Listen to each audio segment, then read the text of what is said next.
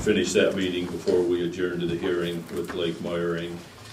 We have received communication from the city manager regarding the Director of Law Enforcement Services.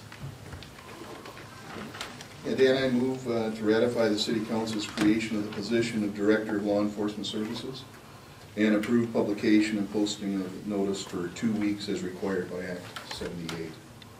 Do I have a second? Second. All those in favor? Aye. Aye. All those opposed? Okay. Is there any old business?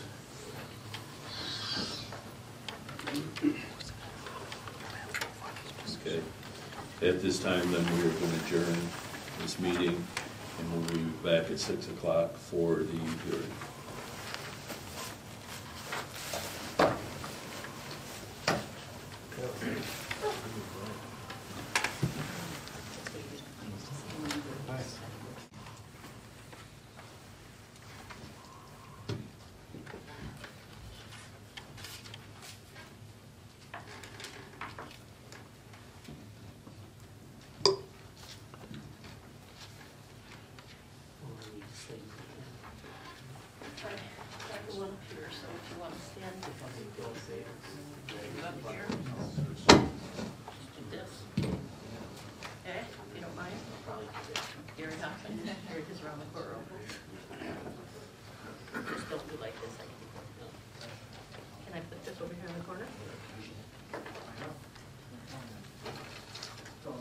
Order the meeting.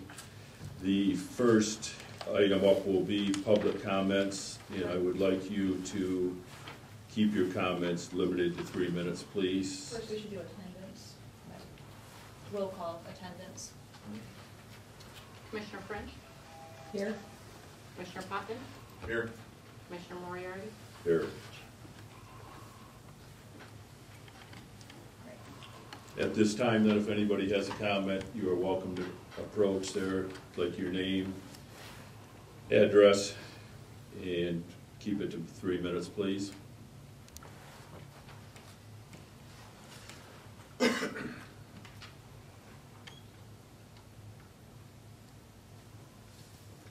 we're going to close that then.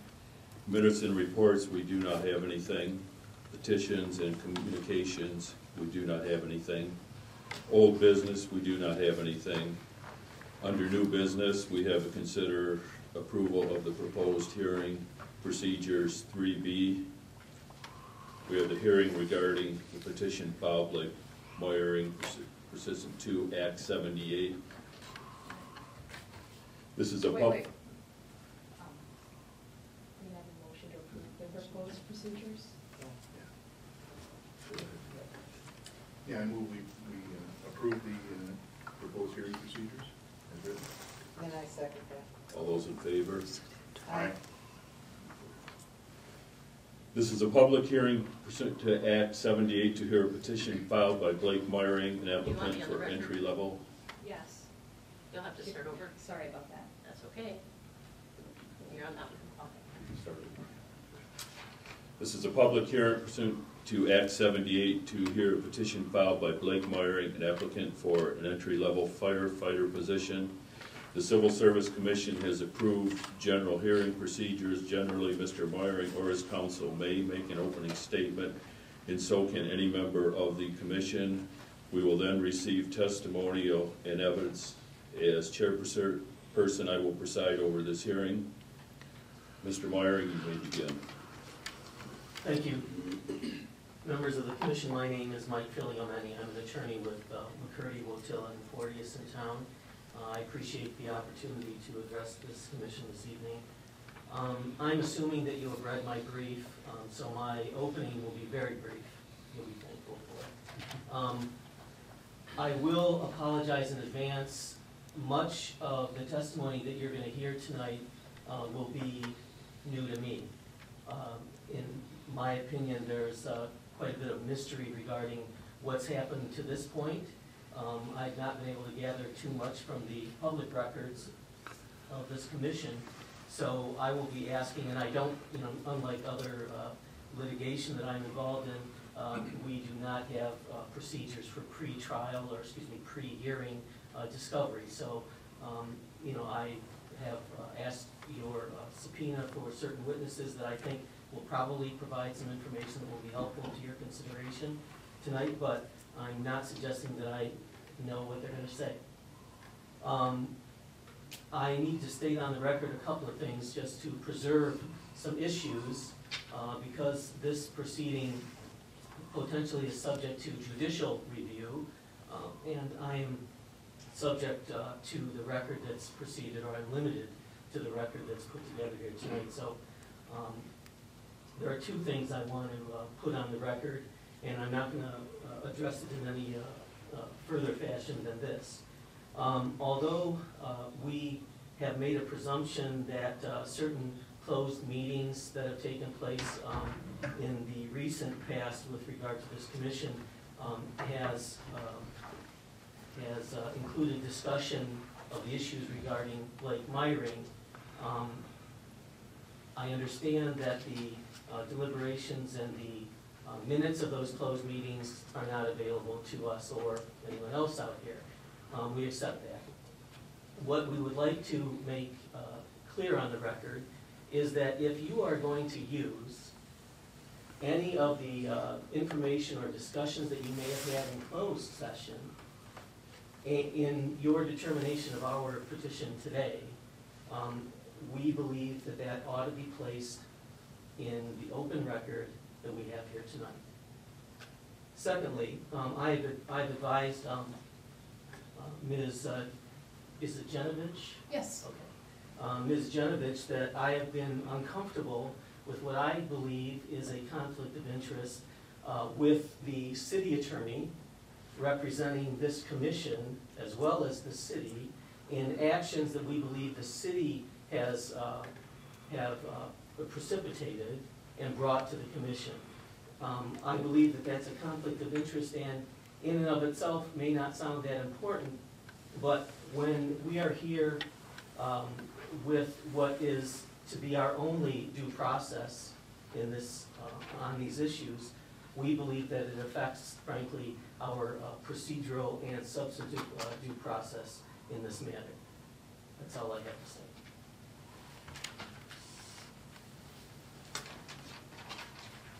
Are there any opening remarks from any of you?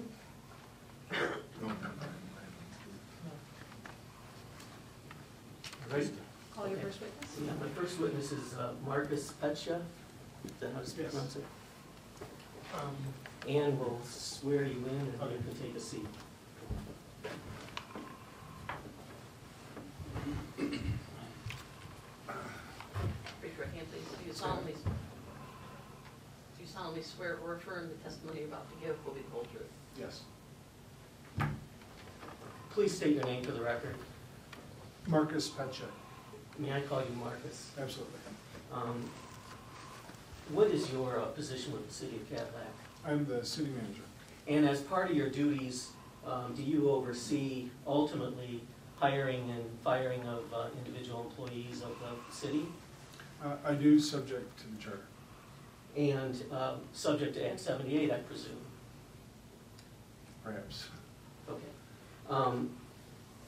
I understand that there were 2 positions in the fire department that became vacant in this past year. Is that correct? Yes. And tell me about that. Due to 2 retirements, 2 positions became vacant, which at the bottom of the hierarchy. And who retired? What are their names, and when did they retire to make these vacancies? Jeff Holly retired, and Chris Shankland.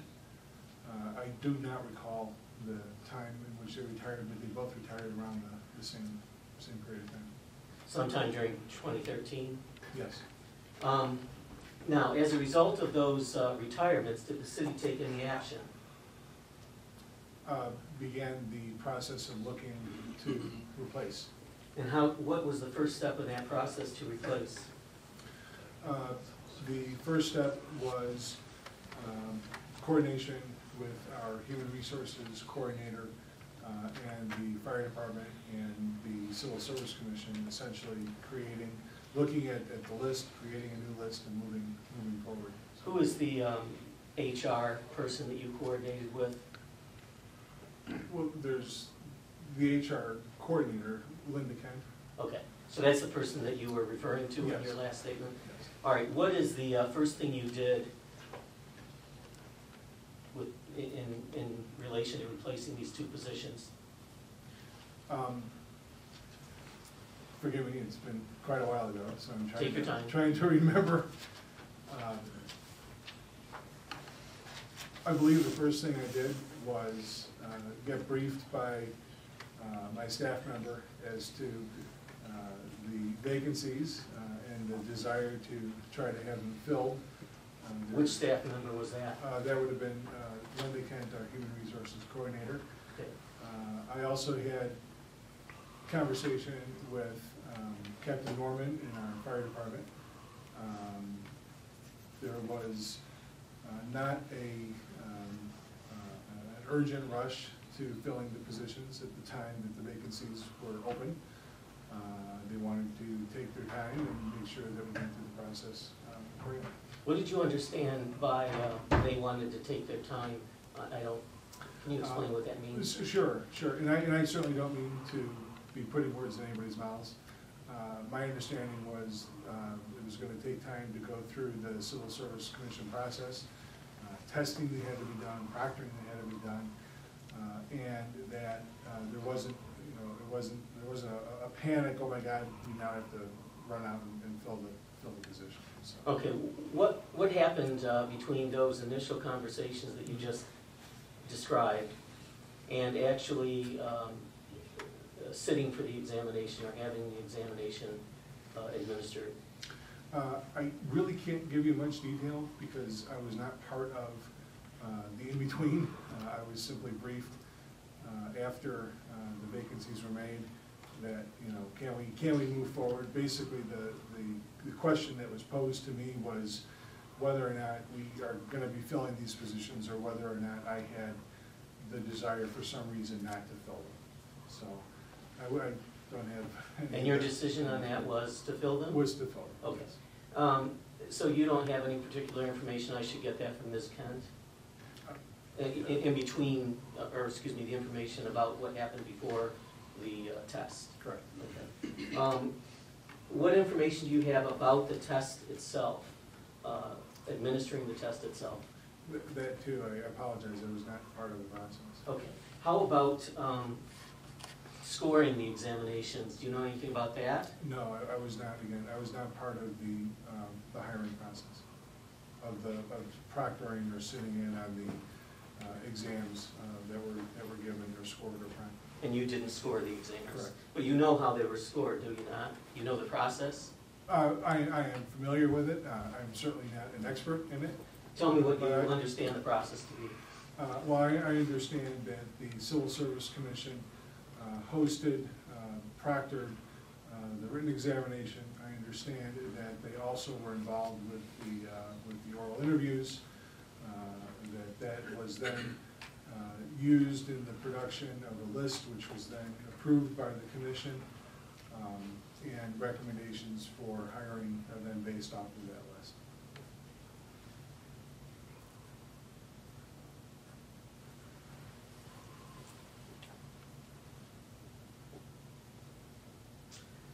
It probably makes sense if the commission will indulge me if I called Linda Kent first. I assumed that I'd be able to put a lot more background in with Mr. Fetcha. If I could recall him, call Ms. Kent now, we can maybe move this ahead. Sorry, you want That'd be more fine. information? No, you haven't disappointed me. Just, Marcus, we're going to call you again, so if you'll just have a seat here. And Not going anywhere. so I guess my next witness will be Linda Kent.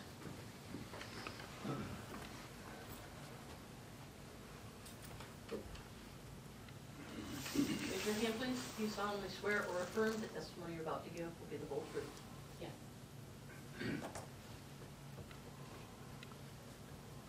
Hi. Please state your name for the record. Linda Kent? Can I call you Linda? Did you bring your file with you today on this issue? Yes. Okay, can you go ahead and just bring it up to you in case you have to refer to anything in it while you're testifying?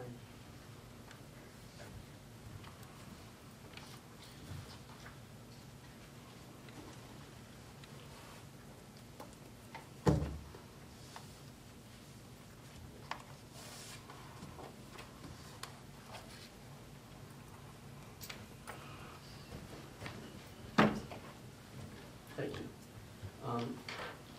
And have a little bit of overlap here. Tell me about what happened first after you found out about the 2 vacancies in the fire department. What happened? I talked to city manager Petch about it, moving forward with them, and we moved forward. How did you move forward? We posted an advertisement. Did you have discussions with the fire department? I think I talked to Captain Norman as well.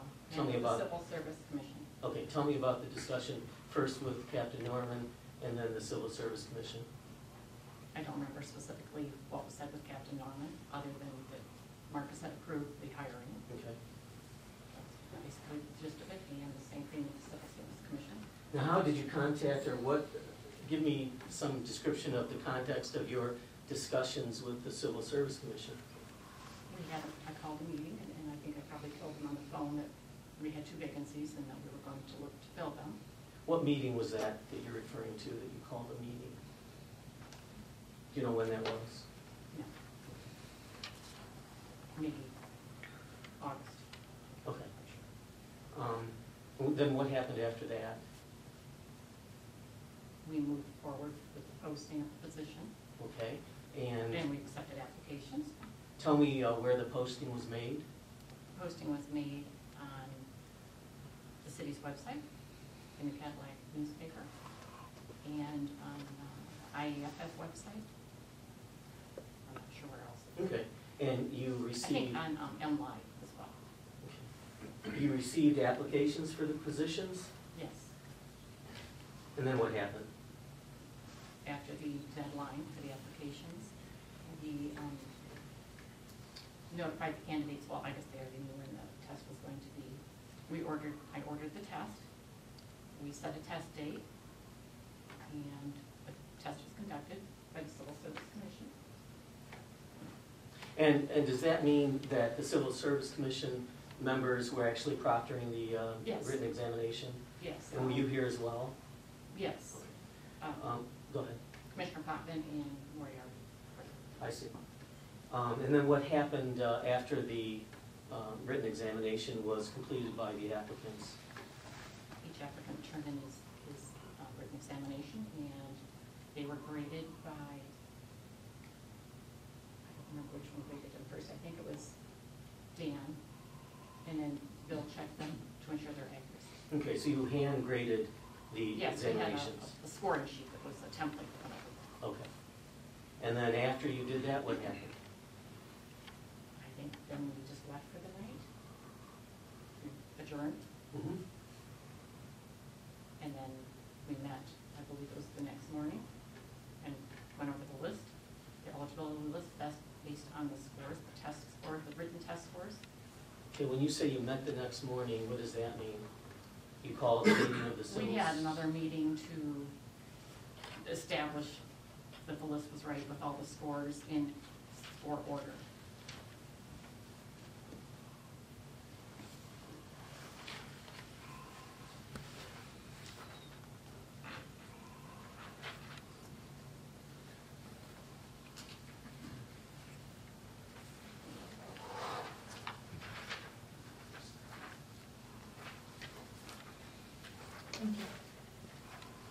Ms. Kent, I'm going to ask you if you can identify what's been marked as Exhibit 1.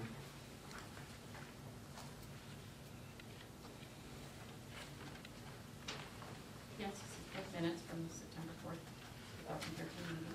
Okay, you're going to have to speak up. Yes. I'm not sure if I'm getting older. I'm not picking everything up here. Yes.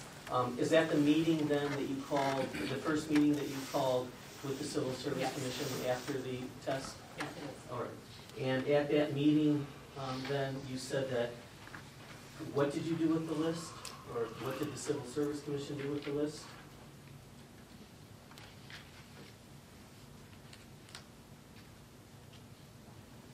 I believe they certified it to say that yes, this list was correct. Okay, and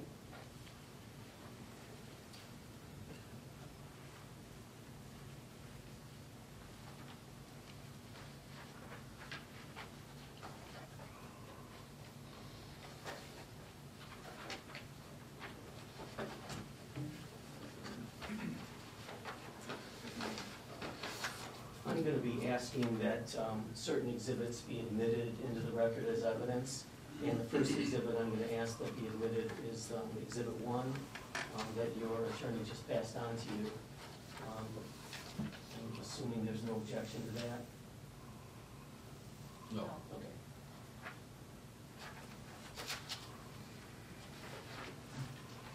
Linda, can you take a look at what's been marked Exhibit 2?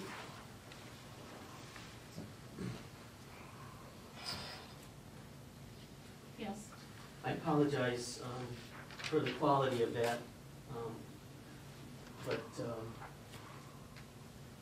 think that's what I received. So can you tell me what that is? This is the list that we established according to scores that were ranked as a result of the written test, plus the merit points. Could I interject just for clarity? This is also Exhibit 2 to your brief, correct? Yeah, and we're going to get probably confused if we keep doing that because these are not going to be in the same order. I'm sorry. Okay, Linda, tell me what term you would use to describe that list. I don't know what you mean. Tell me, An eligibility, okay, you would call it an eligibility list? yes. And it is an eligibility list because of why? Everyone who took the test and passed with a score of 70 or above was eligible. And there were applicants that sat for that examination that did not score 70 or above? Yes. And they are not on that list? Yes. And they are not on that list because they are not eligible for these positions, correct? That's correct. I would move then for the admission of Exhibit 2. No objection.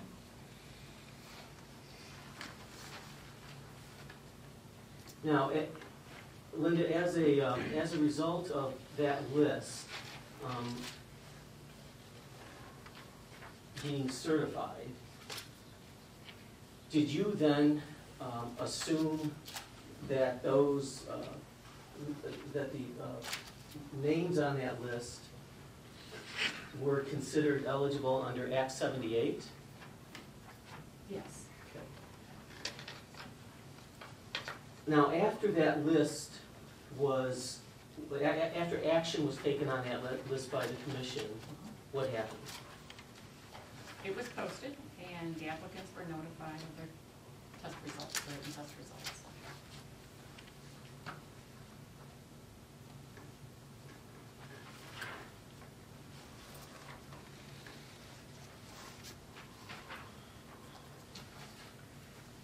To watch where I talk because there aren't mics everywhere. So can you take a look at Exhibit 3 and tell me what that is? That's the letter that the applicants received informing them of the test results.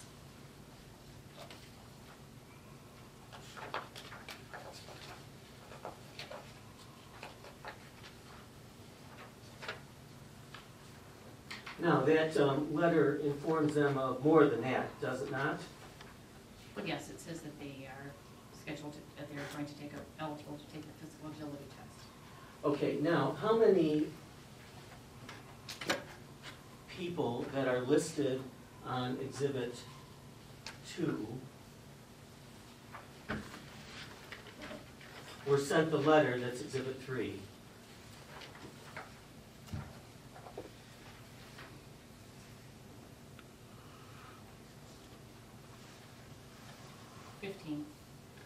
So not all the applicants that are listed on Exhibit 2 received Exhibit 3, and though all the applicants on Exhibit 2 were eligible, they did not receive the Exhibit 3 notification. Why? Because we only take the top 10 written scores. And that was because of your civil service rules? My understanding of it Okay. is.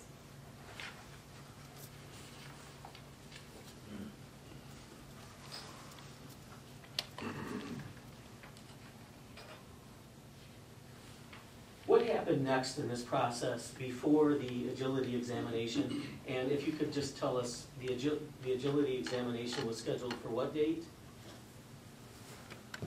Saturday, September 28th. Did something happen between the September 4th action of the commission and September 28th? Yes. What? It was brought to my attention that merit points, this is the first time that they were awarded, that they were not given to one of the candidates who should have gotten merit points. What are merit points? They are given to the paid-on-call firefighters for the City of Cadillac Fire Department for years of service. 1 point for each year of service, up to a total of 5 points. And the person that erroneously didn't receive their merit points was who? Justin Richards. Okay. And as a result of that information, let me ask you first, how did that come to your attention? I'm not sure, I don't remember if it was one of the firefighters, I believe, pointed it out to me. I don't remember if it was Captain Norman specifically. So when he saw the list and he saw the scores, he noticed something? Yes, it could have been Fred Osborne too, I don't remember who it was. It was a short interview. And as a result of that, what did you do? I believe we held another civil service meeting, adjusted the list, and adjusted the list to award Justin Richards 2 more points. I believe that's the number he had. It was added on to his written score to give him a higher cumulative total score. So these merit points are not part of the written examination process, there's something that's added after the After written the written examination? examination. Can you identify Exhibit 4?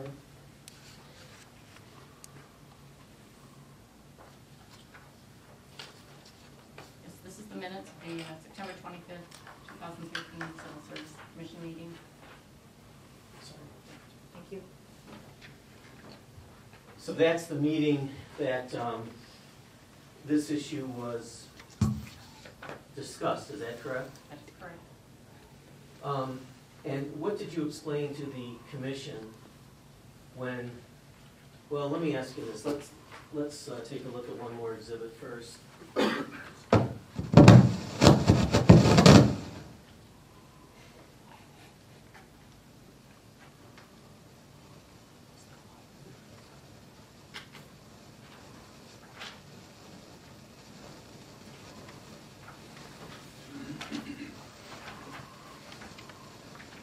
Please identify Exhibit 5. This is the revised list with Justin Richards' merit points added on to the total score. I guess there were 3. When was that list prepared? I don't have the exact date. It was before it was after it was discovered that there could have been an error. And was it prepared before the meeting of September 25th? Yes, Okay. And did that list then, was that brought to the meeting? yes, And that list was provided to the commissioners? yes, And did you explain to the commissioners what this was all about? yes, I did. And the minutes seem to indicate that you explained quite clearly that this would, changing Justin Roberts' position, which is what happened, isn't it? The difference Yes. between that first list and this list is that Justin Roberts' position in the whole list was changed, right? That's right. Okay. And I'm not gonna count how many places he moved, but he moved up in the list, Yes, he did. and you explained that to the commission? Yes, And the commission then was aware that by moving him up to whatever place he is now on this new list, that if you stayed with only the top 10 examination scores being allowed to go to the agility examination, that would throw out, if you will, some folks that had already received that letter, right? Yes. Okay. And the commission chose better than that, right? Yes. What did they choose? They chose to extend the list to 11. 11 top scores? Yes. And what did that translate to in terms of the number of actual applicants that were invited to take the agility examination?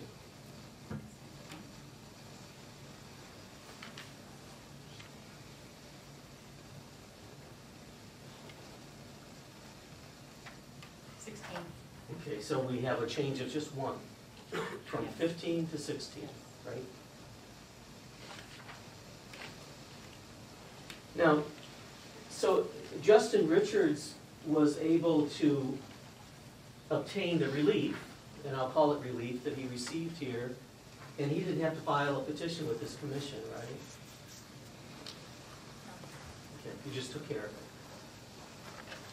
Yes, I Okay. contacted Justin.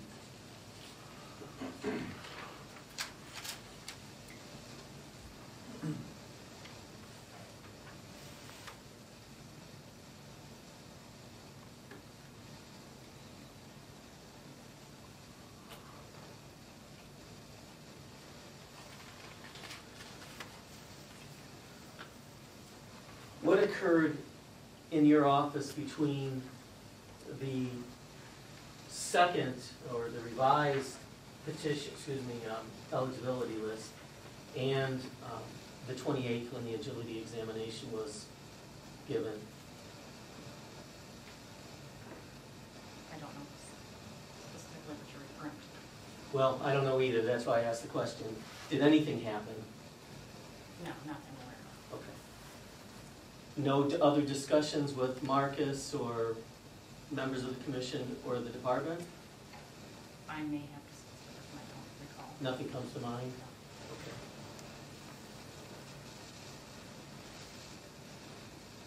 What happened after the physical agility examination?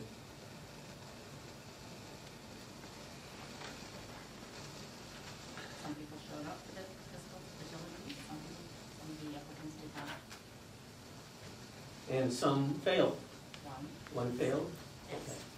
Okay. And the total number of applicants that didn't bother to show up for the physical agility examination was how many? I believe it was 4, 5. Off the top of my head, I don't recall.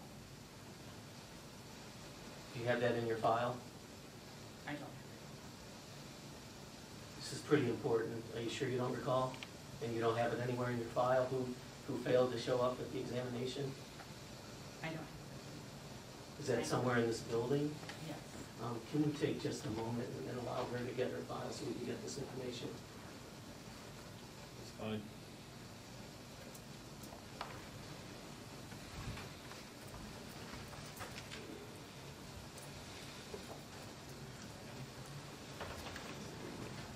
Going off the record, you should- Yes, please.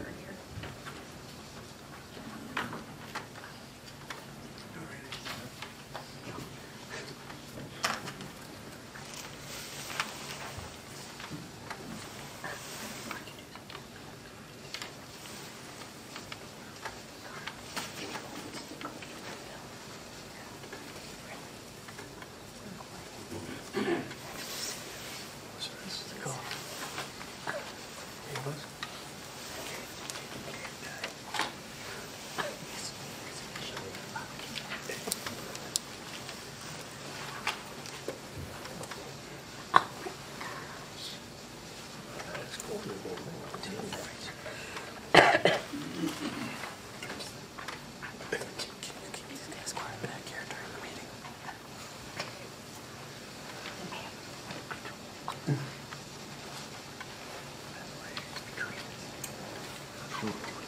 like the Yeah.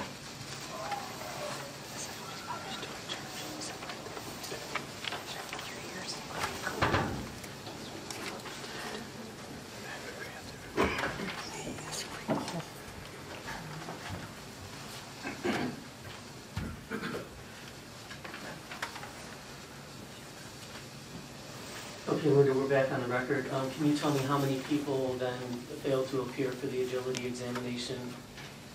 4. And how many, and you indicated one person failed the examination? Yes. So, of the people listed on Exhibit 5, 5 of those names are actually ineligible to be employed by the city under the civil service rules, isn't that correct? Yes. Okay.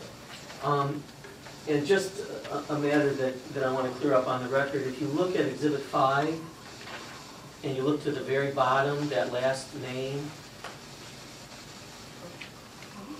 his score is below 70, and that was not, he was not intended to be on any list, was he? No. Okay.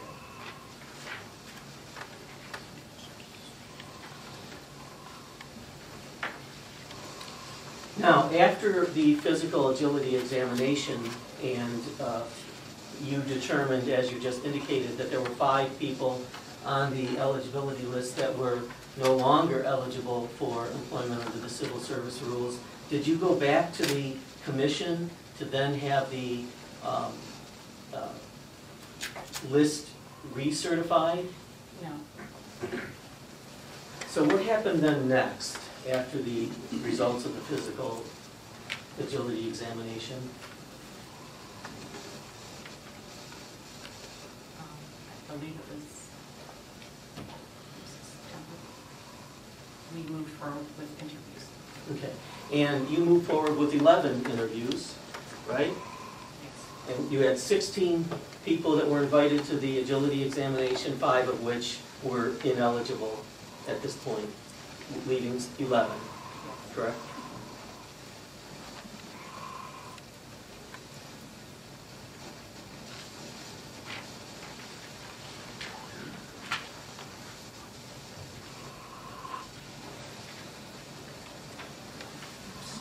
Please take a look at Exhibit 6 and tell me if you recognize that.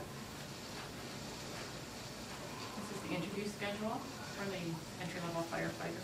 And there's 11 people on that list? I believe so.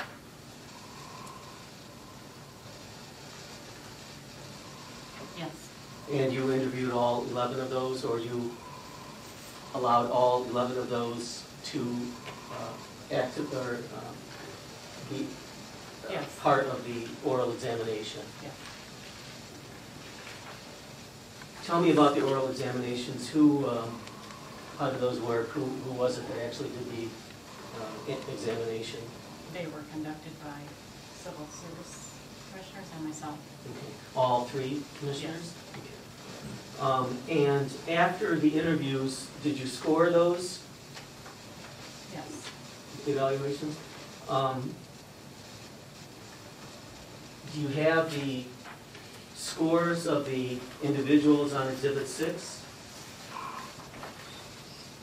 Yes. of the oral examination? Yes. Okay. And can you tell us what those were? I'm not sure that that is a public record, no.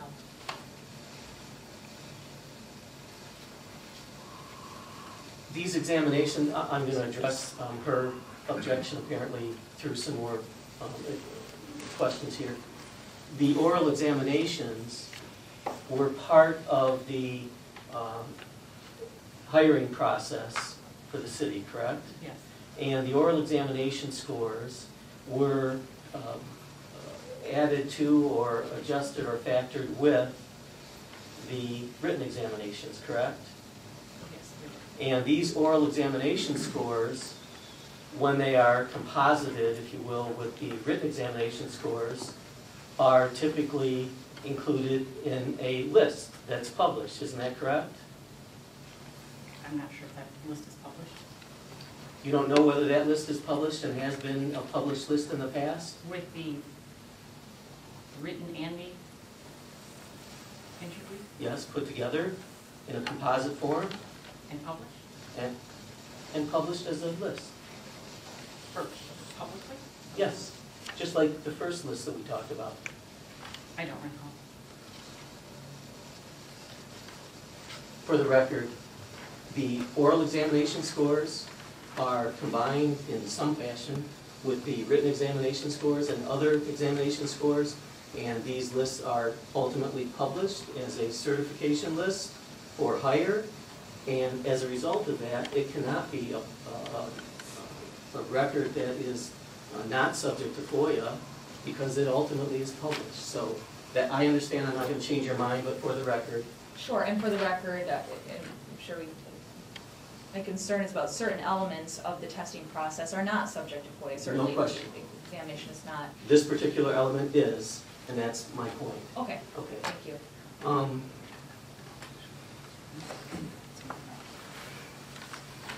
So after you scored the oral examination, what did you do with those scores?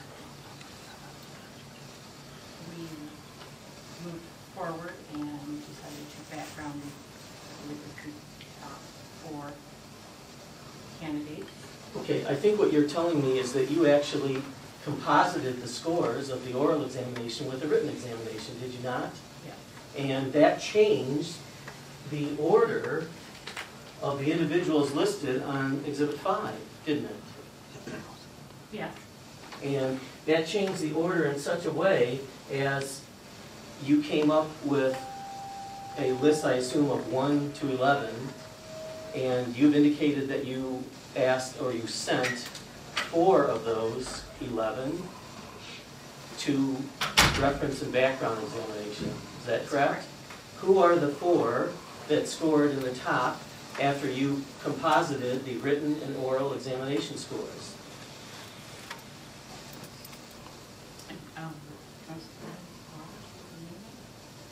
I'm sorry? Sorry. I didn't hear you. Can you repeat? Who are the 1 to 4 in the ranking that you sent to reference and background examination? Again, I think the ranking falls in the same question based on the composite score. The ranking falls in the same, I'm sure, I don't understand. Is there a public document that you're looking at for those rankings? No, I just asked her a question.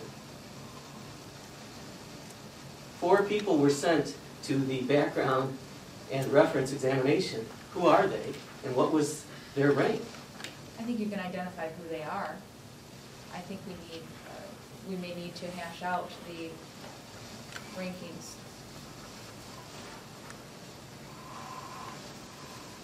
Okay, 4 people. 4 candidates are Jason Vaughn, Gerald O'Brien, Christopher Kuntz, and Blake Myring. Now, what was Blake Myring's rank on that list of 1 to 4?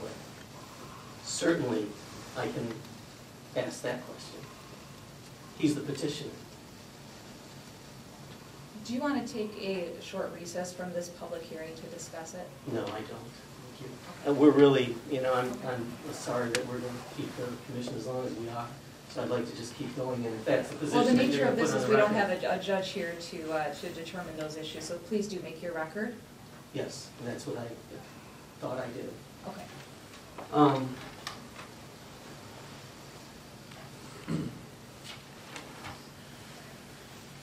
So the reference and background examinations for these 4 individuals that you just mentioned but have not disclosed their rank have been completed?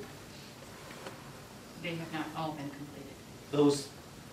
Of those 4 that you sent to reference and background examination, who has not been completed yet?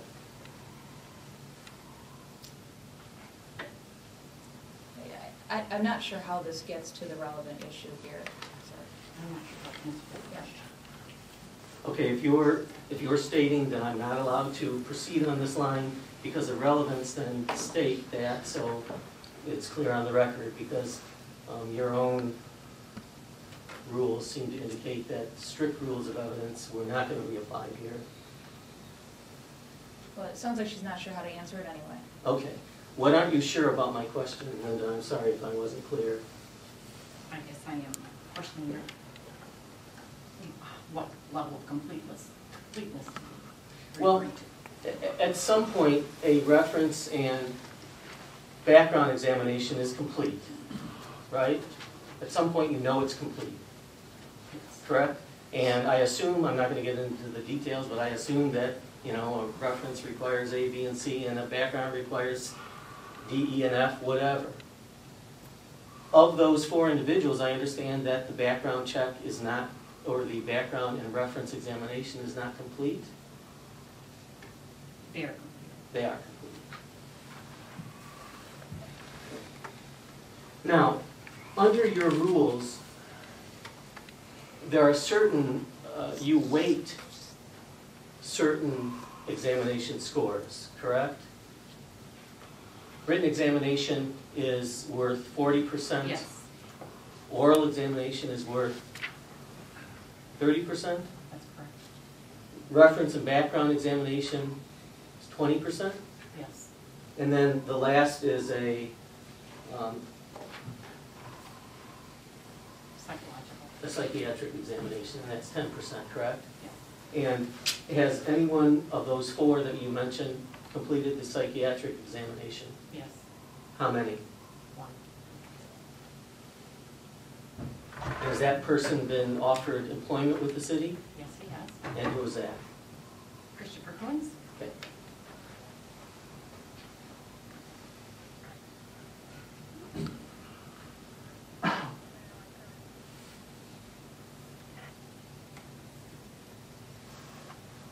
When you look at Exhibit 5, Linda,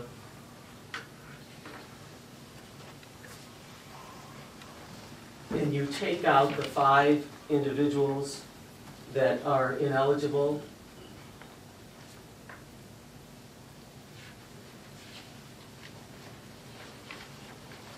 does Blake Meyring's score come within the top 10 written examination scores listed on Exhibit 5? But the written, I guess, could you repeat the question? Okay, if you look at Exhibit 5, and you take out those 5 that are ineligible because they either failed or failed to appear at the agility examination, Blake Meyring's score is in the top 10 of the remaining scores on Exhibit 5, isn't that correct? I guess probably would be, I Just take a look, we need to be sure. Excuse me, I would like clarity on exhibit number 5. What is exhibit 5? I'm sorry, Exhibit number 5 is the second list, and, okay. Thank you.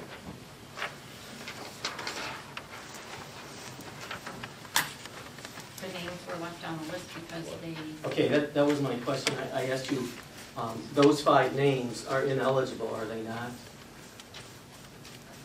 yes, Okay. If you take those off the list, Blake Meyring's score is within the top 10 remaining on that list, isn't that correct?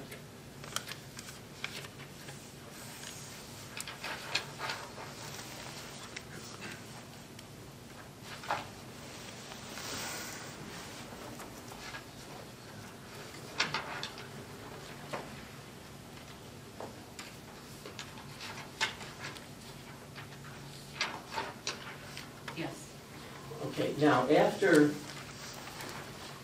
the written examination was composited with the oral examination, did you go back to the commission and ask that that list be, in the order that the list, now looked? Did you ask for the commission to certify that list? could you repeat that? I don't Okay. understand what you meant. I think your testimony was after the oral examination and the written examination, the places on that list changed, Blake being number 4, for example, and he was not number 4 before, correct? Did you go back to the commission and asked that they recertify this list that had a different order based on the composite scores. No.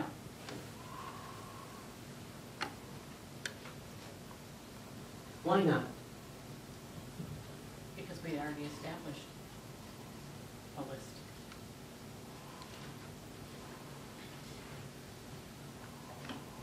Do you think that prior to hiring, you are required to ask this commission to certify a list of top 5 or top 10 scores on all the examinations? It's Or not? based on the written examination. That's the only examination you think that the commission is required to certify? A list based on only the written examination? Yes. Okay.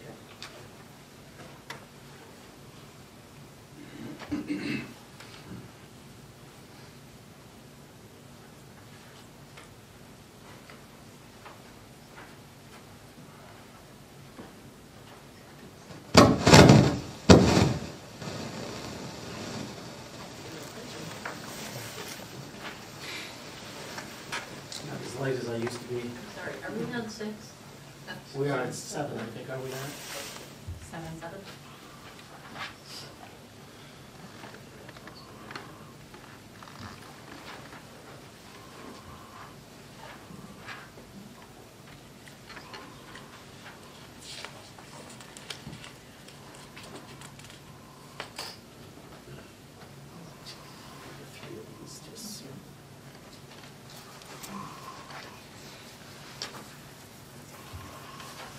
Linda, can you identify Exhibit 7? Minutes from the November 13, 2003 Civil Service Commission meeting. Now, between the point at which you made the determination of those 4 individuals being at the top of whatever it was that was out there in your records at that point, between that time and November 13th, well, let me ask you this. When did you make a determination? Do your files reflect when you made the determination of these 4 top individuals? It was after the interviews. Between, and the interviews were completed, it looks like, on October 1st. Yes. Between that time and November 13th, what happened in this whole process? A conversation with City Manager Ketchum where he advised me that he received a call. Who did he receive that call from? I can't answer that. If you don't know the answers, you can say you don't know. Okay. He received a call from Mayor Barnett saying there may be an error in the eligibility list. Did that seem peculiar to you, that within the context of the civil service in the city of Cadillac, the mayor would be calling? No. Business as usual? Strike that question. So tell me about the conversation with Marcus. Marcus just advised me that the mayor said there may be an error in the list. Did he explain to you what that error that Mayor Barnett advised him might have occurred was? I don't believe he did. I don't recall. I do not believe he said that. Have you come to know what the error that Mayor Barnett indicated may have occurred was since then? Yes. And what did Mayor Barnett think was the error that occurred? I did not speak directly with Mayor Barnett. But you understand from speaking with Marcus and other individuals what Mayor Barnett's feeling of a mistake was, do you not? Yes. Tell me what you believe based on the information that you received. That we have 11 candidates. We based it on the top 11 scores, and we could not do that. We should only based it on 10. What else happened between October 1st and November 13th?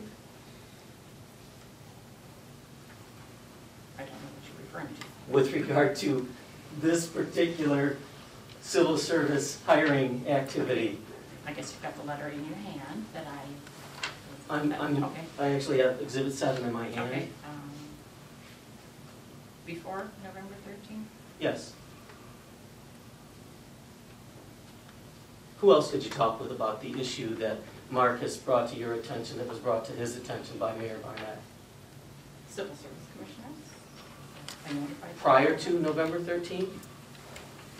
When I probably called you when I arranged the meeting. That's when you would have indicated to them something? Yes. When did you indicate to the Civil Service Commission members? That there may be an error. Did you tell them what the error Mayor Barnett thought occurred was? I did not tell them who, and I did not tell them what the error. I believe I don't tell them what the error was. Okay. So you just told them there was an error, there might have been an error? Yes. Okay. And you asked for a meeting to be called? Yes. Okay.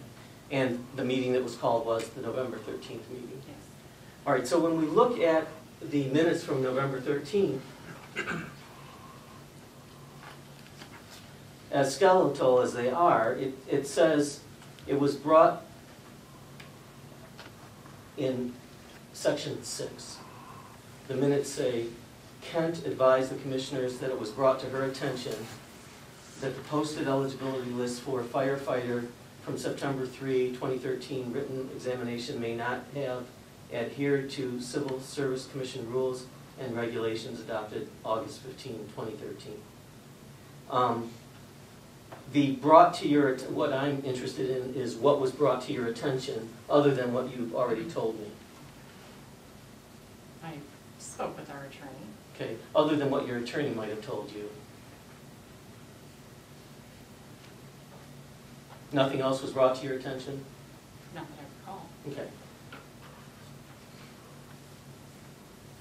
So I noticed that there was a closed session of the commission on this November 13 meeting date. Yes.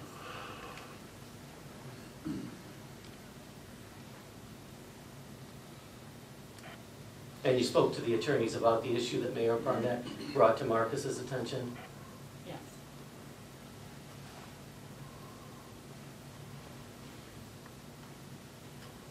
It doesn't indicate in these commission meeting minutes on what basis the motion and determination by the commission that there was an error was made, what that determination was based on. Do you know what that determination was based on? Interpretation of the rules and regulations. And what was the interpretation that was erroneous? 10, top 10 scores. And we had included candidates for top 11 scores. But when we look back at Exhibit 5, which was in place before the call for Mayor Barnett, you indicated to me that of the remaining people on this list after the 5 ineligibles were taken off or would be taken off, that Blake Meyering had one of the top 10 scores, didn't you? Go back to Exhibit 5 if I'm Okay. unclear. Yeah, can you repeat that? I didn't take off anything. I understand, but you indicated that there were 5 people on Exhibit 5 that were ineligible. Did you not?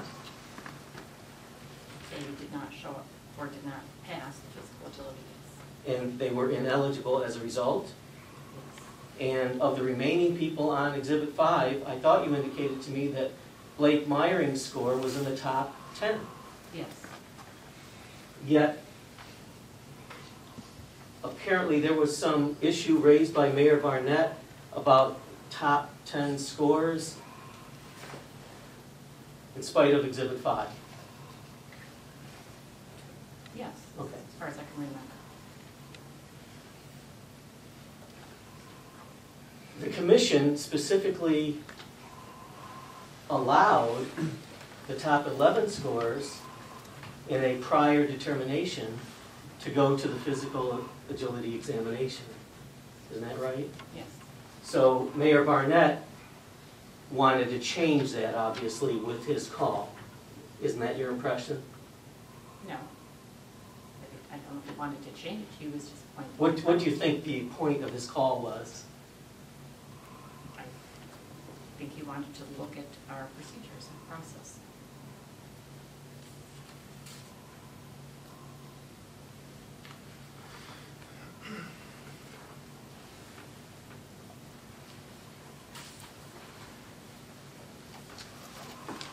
As a result of the commission's meeting and action of November 13, there was apparently another list that was certified?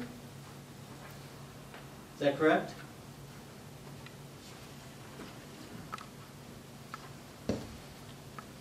Yes.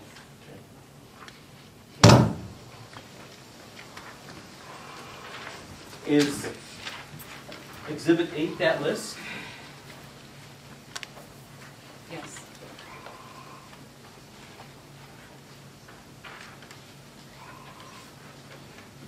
Now, Exhibit 8 has the same names as Exhibit 5, does it not? It does. And Exhibit 8 has, I have to count now, 10 highlighted lines and names, correct? That is correct. And 5 of those names are ineligible, are they not? Yes. Gabriel Marine, going from the bottom, Gabriel Marine is ineligible, correct? Yes. Michael O'Brien Yes. is ineligible. Christopher Letizio is ineligible. Yes. Eric Franceschi, I should be able to say that better than that. Yes. He's ineligible. Mhm. Now, Eric actually called you or wrote you a letter, did he not? I don't recall. You don't recall Eric writing you a letter or calling you, telling you that he got a job in Midland and he thanked you for your consideration and asked to be removed from the list, didn't he? Yes.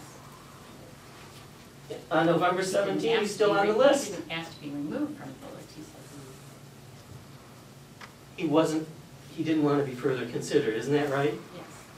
And yet he's on this list. Because the scoring is based on the written scores and Okay. the top 10. And then finally, Erica Prince is ineligible. Yes. So of this list that you asked the commission to certify, this 10 top scorers, 5 are ineligible. Yes. Did you let the commission know that They at the were- time? They were aware. Okay. So you expected to go on in this process and fill 2 civil service firefighter positions out of a pool of 5? If that were all that were eligible, but there's. Is that all that were eligible? Under the new interpretation prompted by Mayor Barnett's phone call? I would object to that characterization. You can still answer the question. There were 5 who did not pass or did not show up for the physical agility. According to the civil services actions that were taken on November 13th, which were brought to their attention by you and whoever else at the city, 5 of these 10 individuals were not eligible. Isn't that correct?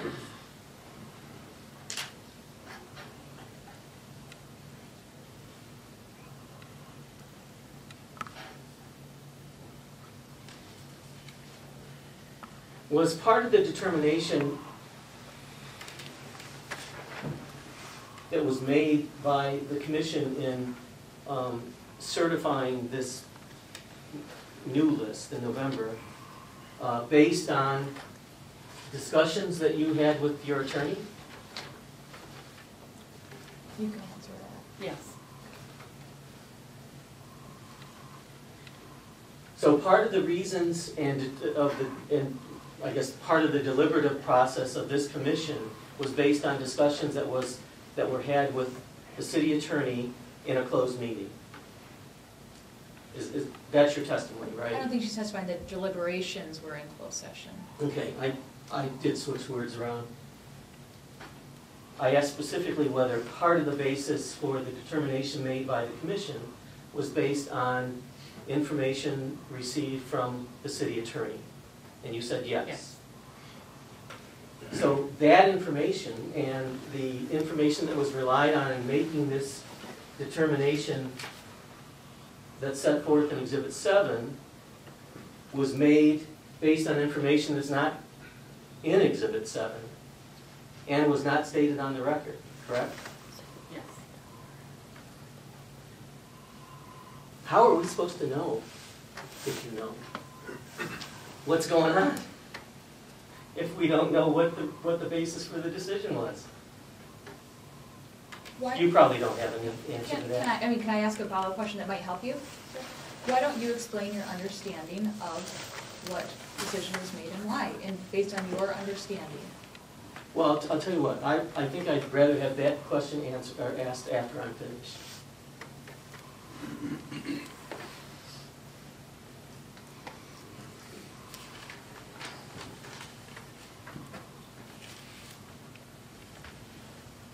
Now, the information that is referenced in Exhibit 7 that was brought to your attention, and you've indicated that that information was discussed with Marcus. What is the practice of the city staff with regard to phone calls that are, brought into or come into the city offices? Is it your practice to note those phone calls? Maybe if I took a phone call. Okay. Is it your practice, or is it the practice of city staff to take notes of what was said during a phone call and who made the phone call, or who, what the person said in the phone call? On occasion. Do you know whether any notes were taken from this phone call that came from Mayor Barnett? I do not know. Okay. Marcus would know that because he took Yes. Were there any emails or any other kinds of correspondence that was received by you or Marcus or anyone else at the city staff that you know of regarding this issue that was brought to your attention by Mayor Barnett? No. Have you looked? Yes. Okay.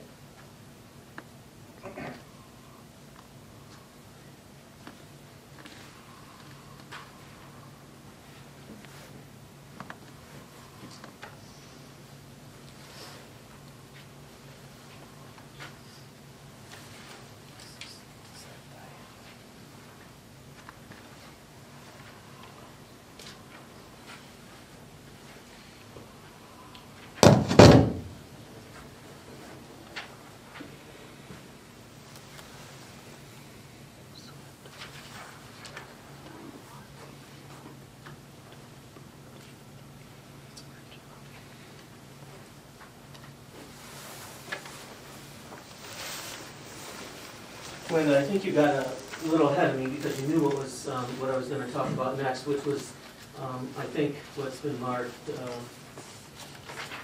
Exhibit 9. Is that right? The letter. You Yes. You said a letter. Okay.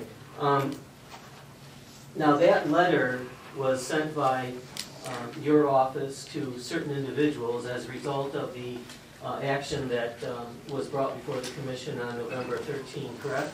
Yes. The action that essentially changed, as I'm understanding your testimony, the list, the certified list of eligibles, was brought to the attention of the commission for action by you, correct?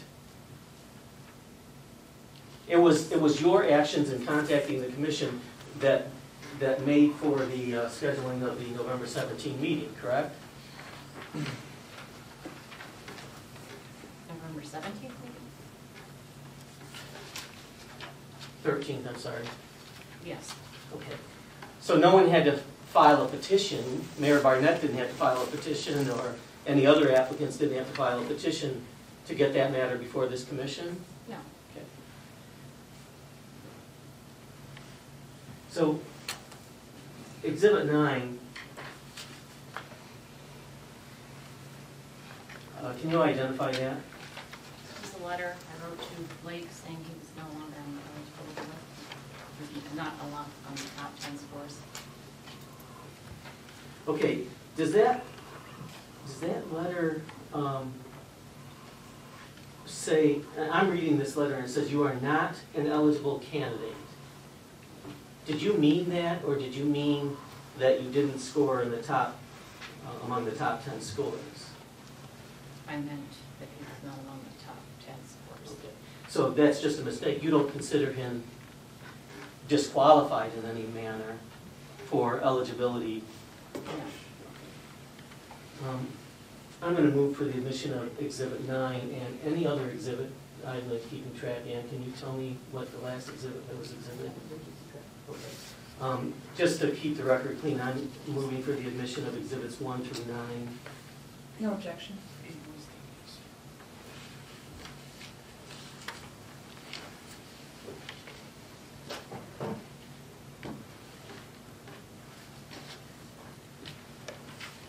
Now, are you familiar with the firefighter's contract, being the HR coordinator?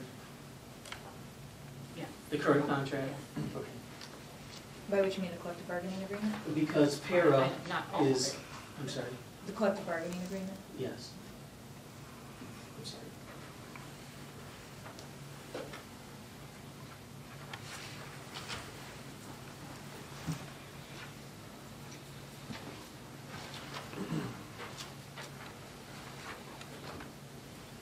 I'm going to show you Exhibit 10 and ask if you can identify what that is. I think it's Exhibit 18 from the current firefighters agreement, and I have that agreement if you want to just confirm that. That's what it is. Is it Exhibit 8 to your brief? I would have to go back to my brief. I have it right here. It's in the binder I gave you as well. I have copies for you. Oh, that would be I'm sorry. wonderful. Thank you.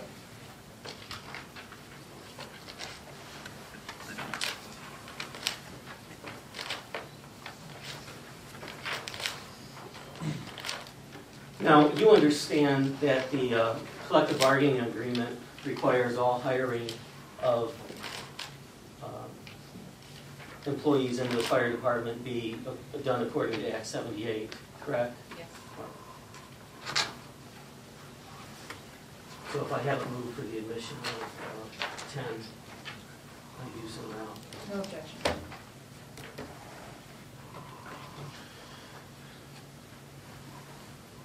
Now, as the HR coordinator, you've been trained in good hiring practices, haven't you? After training. Okay. And you also understand the whole civil service scheme at the local level, do you not? To a certain extent. Okay. And you understand that the most important part of hiring is to put yourself in a position as an employee, or excuse me, as an employer, to be able to choose from a pool of the best possible applicants.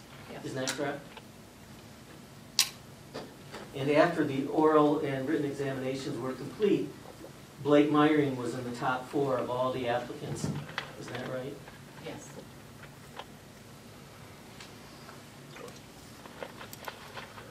When we look at the practical effect of this Exhibit 8, the list that you presented to the Commission for certification on November 13, there are certain winners and losers, are there not? Objection, just to how you characterized it.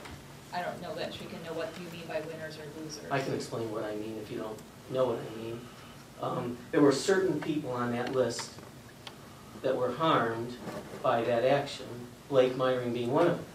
Isn't that right? Yes. Okay. And there are certain people that were helped by that new list, isn't that right? And just to make the record clear, I'm objecting to this line, but you can still answer. You want to state what your objection is? Just that it's characterizing it. I'm objecting to the way you're characterizing it. Okay, you're objecting to the word benefited by? Okay. Helped and harmed, when what she's really being asked is what the effect of it was. Okay. That should be my question. What was the effect of that? And the effect was that Blake Myring was out. Isn't that right?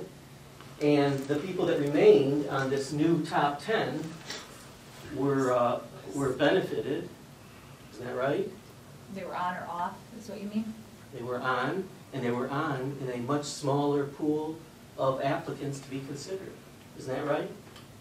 If they were the top 10. But we already established that 5 of those 10 were ineligible. So really, they were in the top 5? But eligibility is based on the written score. Okay, you don't think eligibility is also based on the agility examination? Yes. Okay.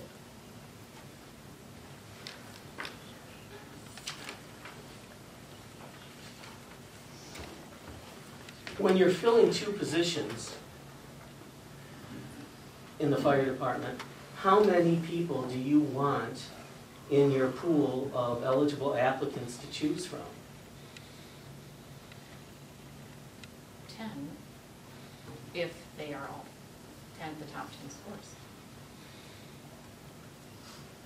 Where's that?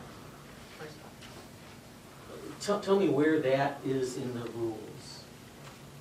Do you know where the basis for your answer is in the rules? It is civil service rules and regulations. Okay. Are you then suggesting that if, let's assume the simplest possible scenario, the top 10 applicants had the top 10 scores, okay? And those 10 applicants went to the agility examination, and 5 of them, as in this case, washed out. How many would you have to consider for appointment to those 2 vacancies at that point? 5. And that's the result that is beneficial to the city, do you think? I don't know, beneficial or not, results. That's how you would handle it? Yes. Okay. Did you review any of the records of this city to determine whether this issue had come up before in the context of hiring civil service positions? What content? Specific. Context, that is, Oh. a situation where you had people becoming disqualified because they failed the physical examination. Do you know whether your records in the city contain other examples of what would happen in that situation? Yes. Okay. What did you find? We found that they were removed from the list. And yet you left them on this list? Yes. So the past practice of the city was remove them for good reason, right? Because they're disqualified. In your practice, and you presented to this commission a list that had 5 people that were disqualified when the past practice was not such a thing. Is that what you're saying? Yes. Okay. Does that make sense to you?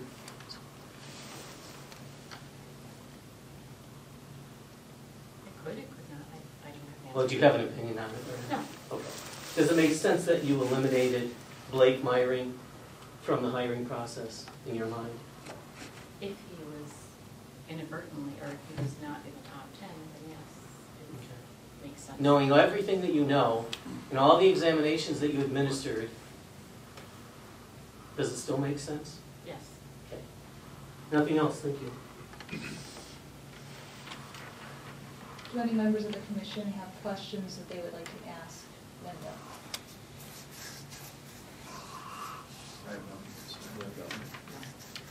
I just have been, I have 2 more exhibits that I would like to submit at this time, which is the, I'll get them right first.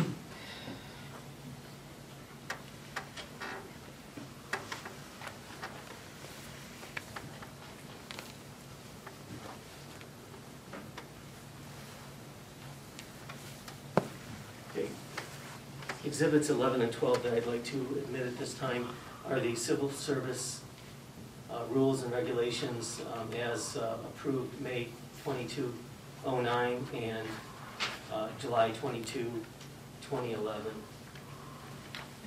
Do you have questions about these for her?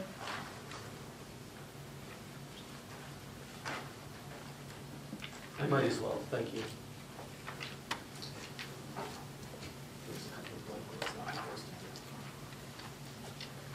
So these are admitted then? I have no objection to the past rules. So 11 and 12 are admitted. Linda, I'll let you go in a couple minutes.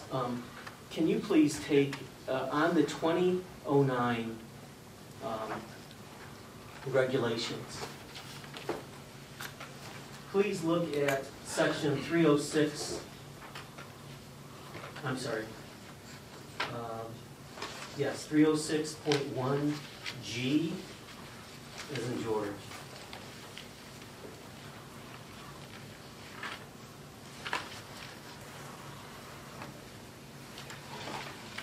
It's on page 8? Okay. That is identical to a provision in the current rules, is it not?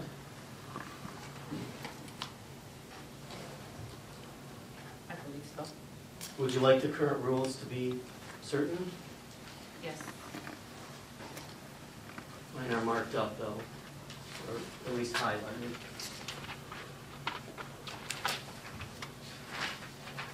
I don't have enough copies. Which language are we looking at? I know we changed something.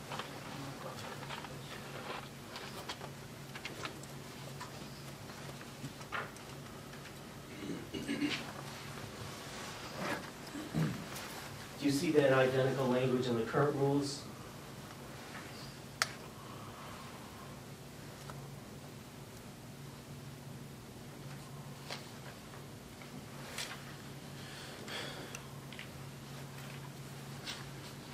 As listed in H. I'm sorry? G. It's G here, and it's H. It is G in the 306.1G in the 2009 rules. I just need to know whether you see that exact provision in the current rules. You don't have to tell me where, just Okay. that it's there. Yes. Okay. And for the 2011 rules, if you look at 306.1H,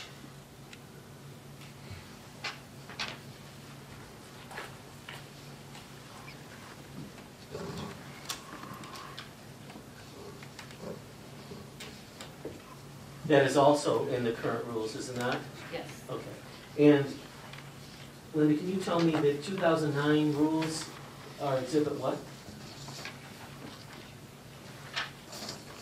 12. And the 11 rules? 11.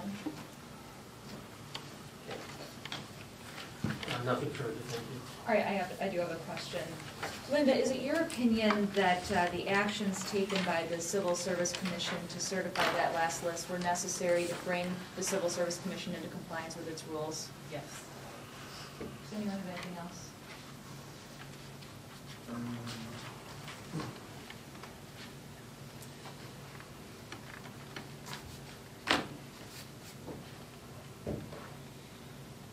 No, I don't think so. Well, Linda, could you read, I just want to make sure it's, I know it's record because it's an exhibit. On the 306.1H, 306.1H. yes, 2000, the latest. from the 2000, excuse me, from the 2013. Let's make those an exhibit if we haven't already, and I can pull a copy. I don't have an extra set. I do, so- I have an extra set. Linda, I'm going to steal yours because mine may have notes actually out of that binder right here.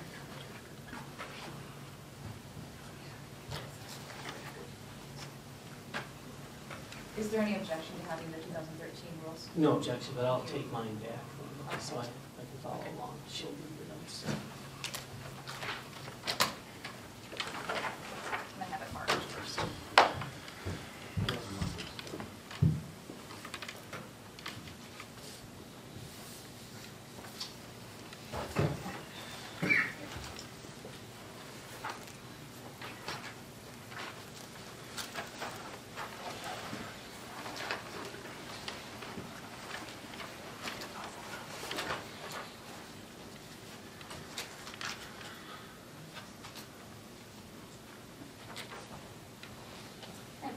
Exhibit 13, which is the Civil Service Commission Rules and Regulations adopted August 15, 2013, which I think will help you answer the Commissioner's question.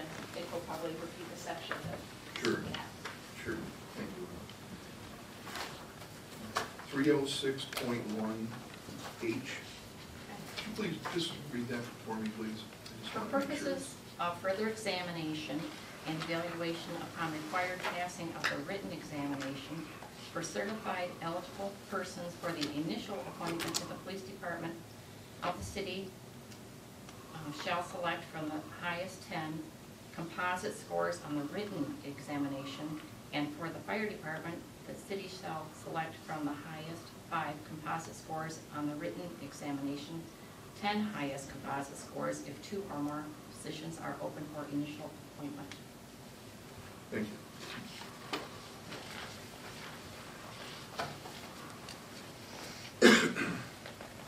Any more? I have a follow-up then. That same provision that you referred to, Linda,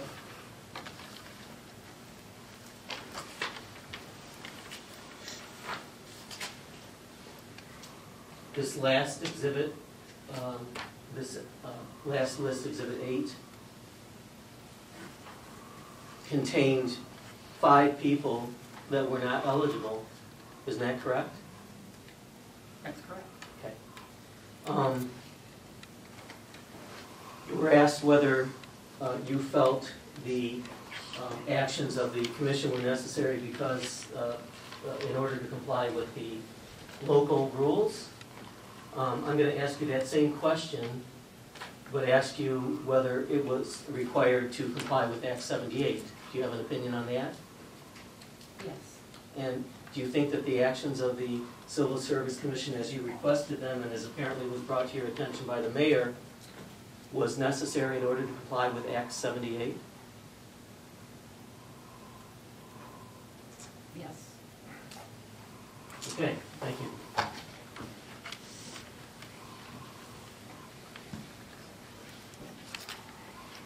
I think you can step down, Linda.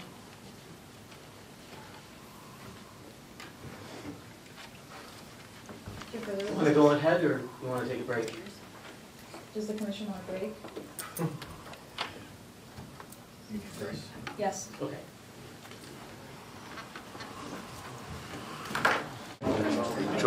At this time, we're going to call the hearing back in order, please.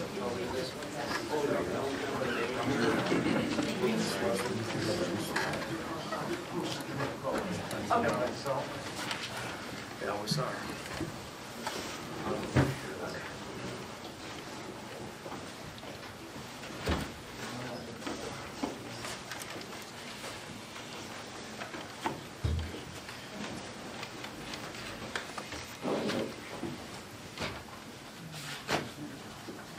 He's back there. Yeah.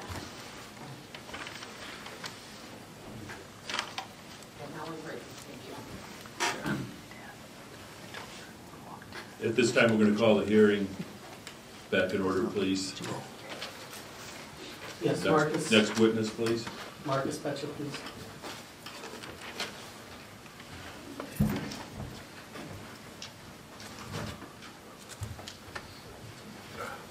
You're still on the road, so we don't want to do that again.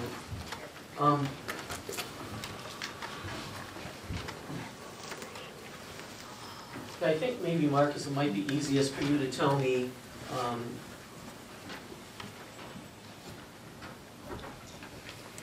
prior to the phone call that was referenced by Linda Kent from the mayor, what involvement did you have with the civil service vacancies at the fire department, filling those?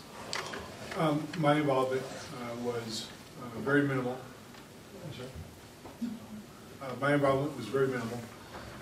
I was asked to essentially bless moving forward with filling the vacancies. Alternatively, we would not be filling them, but I did bless moving forward. And essentially, that was the extent of my duties with respect to being a part of that process. Did you have discussions with anyone that was part of that process prior to the phone call from the mayor? I did. And what discussions did you have, and with whom did you have them? I was informed by our Human Resources Coordinator, Linda Kent, that there was an error made during the hiring process. Now, was that the error that she indicated she just forgot to add one of the merit points for one of the applicants? Correct. Okay, go ahead. And then subsequent to the commission meeting, I was informed that... Which commission meeting? The Civil Service Commission meeting, having the Civil Service Commission meet to discuss the error. I could not tell you the date. Okay. I was informed of the resolution to the error and what they believed, we all believed, was the resolution to it. Prior to that meeting? No, after. After. Subsequent. Yeah, Okay. subsequent to the meeting. That was the resolution that Linda described? Okay. And you were okay with that? Yes. Go ahead. Can you Yeah. refresh the question? I'm sorry. What discussions did you have, and with whom, prior to the, related to this issue, prior to the call from the mayor? That was it. Okay. All right, tell me about this call from the mayor. I received a phone call on Halloween. Was not in the office at the time. There were no notes taken, but it was a relatively quick call, simply advising me that there was brought to his attention that there was a concern about the hiring process for the open firefighting position, and simply asked if I could have it looked into. Okay, was this a direct phone call with him or a voicemail? No, this was a direct phone call. Okay, and what did he tell you the problem was? Did not get into any specifics. Simply said that it was brought to his attention by one of the candidates that there was, and I apologize, I'm doing this obviously by memory here. My recollection was that there was a concern with respect to the hiring process, wasn't sure if our rules were being followed correctly, and simply asked if I could look into it. I believe my response back was I would reach out to Linda Kent, who is essentially the staff person assigned to the commission, and see what's up and see what we need to do. So he didn't give you a hint as to the mistake that he thought was made? Again, he referred to the hiring process. I believe he referred to the list and to the composition of the list. Okay. But I don't recall him getting really into any details. So he gave you a hint that it was a list that you should be looking at? I believe so, but I can't say with 100% certainty. As I mentioned, the call was on Halloween. I was with my young kids, and we were trying to kind of complete our trick-or-treating evening. So I wasn't a very long telephone call. What happened after that? I don't recall if it was the very next day after that. It may have been, but I did have a verbal conversation with our Human Resources Coordinator, advised that I received a phone call that there was some concern with respect to the hiring process. I most likely mentioned about the list, and asked if she could please look into it, and if necessary, get into contact with our labor attorney. And what happened? Well, let me say this first. Did Mayor Barnett tell you which candidate brought it to his attention? He did. Which candidate was it? He mentioned that C.K. Lipke. P.K. Lipke? Yes. And you know who this person is, don't you? I know who he is, but I don't have any relationship beyond that. No. But he has a relationship with your staff, doesn't he? Yes. And how is that? Familiar? Family? He's the son of Camille Lipke? Yes. Okay. Go ahead. Oh, okay. You were explaining further discussions with your attorney, which you won't go into, but are there any other discussions that you had about the so-called mistake? No. No other after I apologize. Go ahead. I simply advised Linda that it should be looked into, I want to make sure that we're doing everything correctly, and suggested that she get in touch with our legal counsel to have them verify as well. And what happened, do you know? She did get in touch with our legal counsel for verification, to my knowledge, and it then resulted in, as discussed earlier this evening, additional meetings with the Civil Service Commission, the legal opinions and such. Do you know who was on, well, let me ask you this, was that discussion with the city attorney by phone or in person? I was not there, so I can't tell you for sure. Do you recall a visit from the city's labor attorney during that period of time? I honestly, when the Civil Service Commission met, I wasn't at the meeting, so I don't know if the attorney was on the phone or was here in person.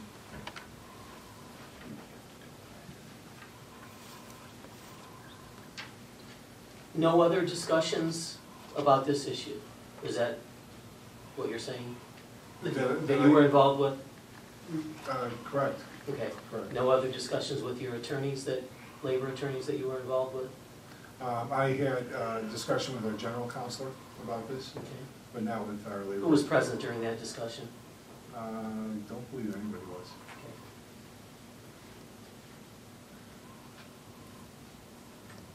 So this PK Lipke person apparently had a dispute of some sort with what had happened up to that point, right?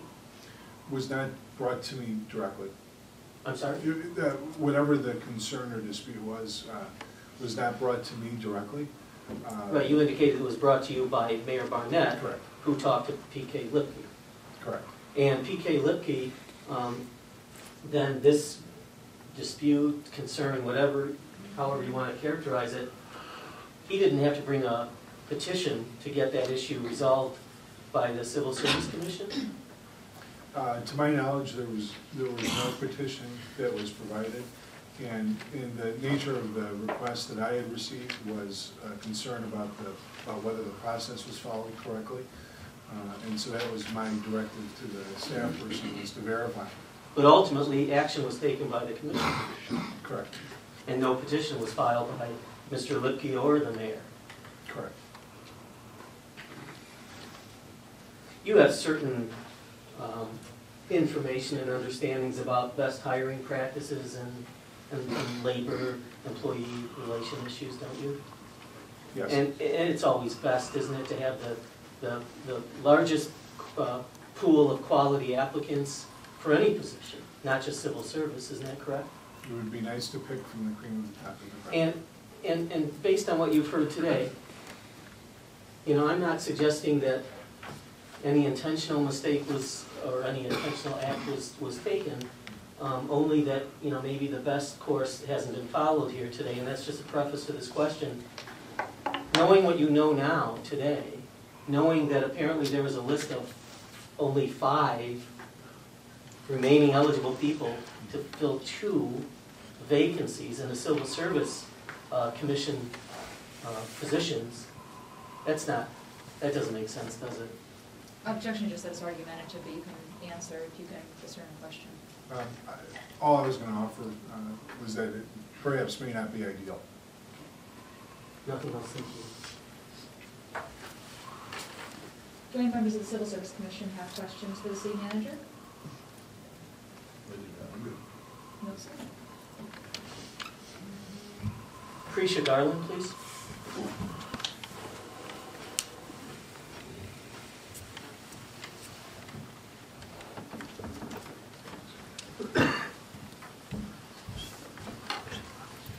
Do you solemnly swear or affirm the testimony you're about to give will be the truth?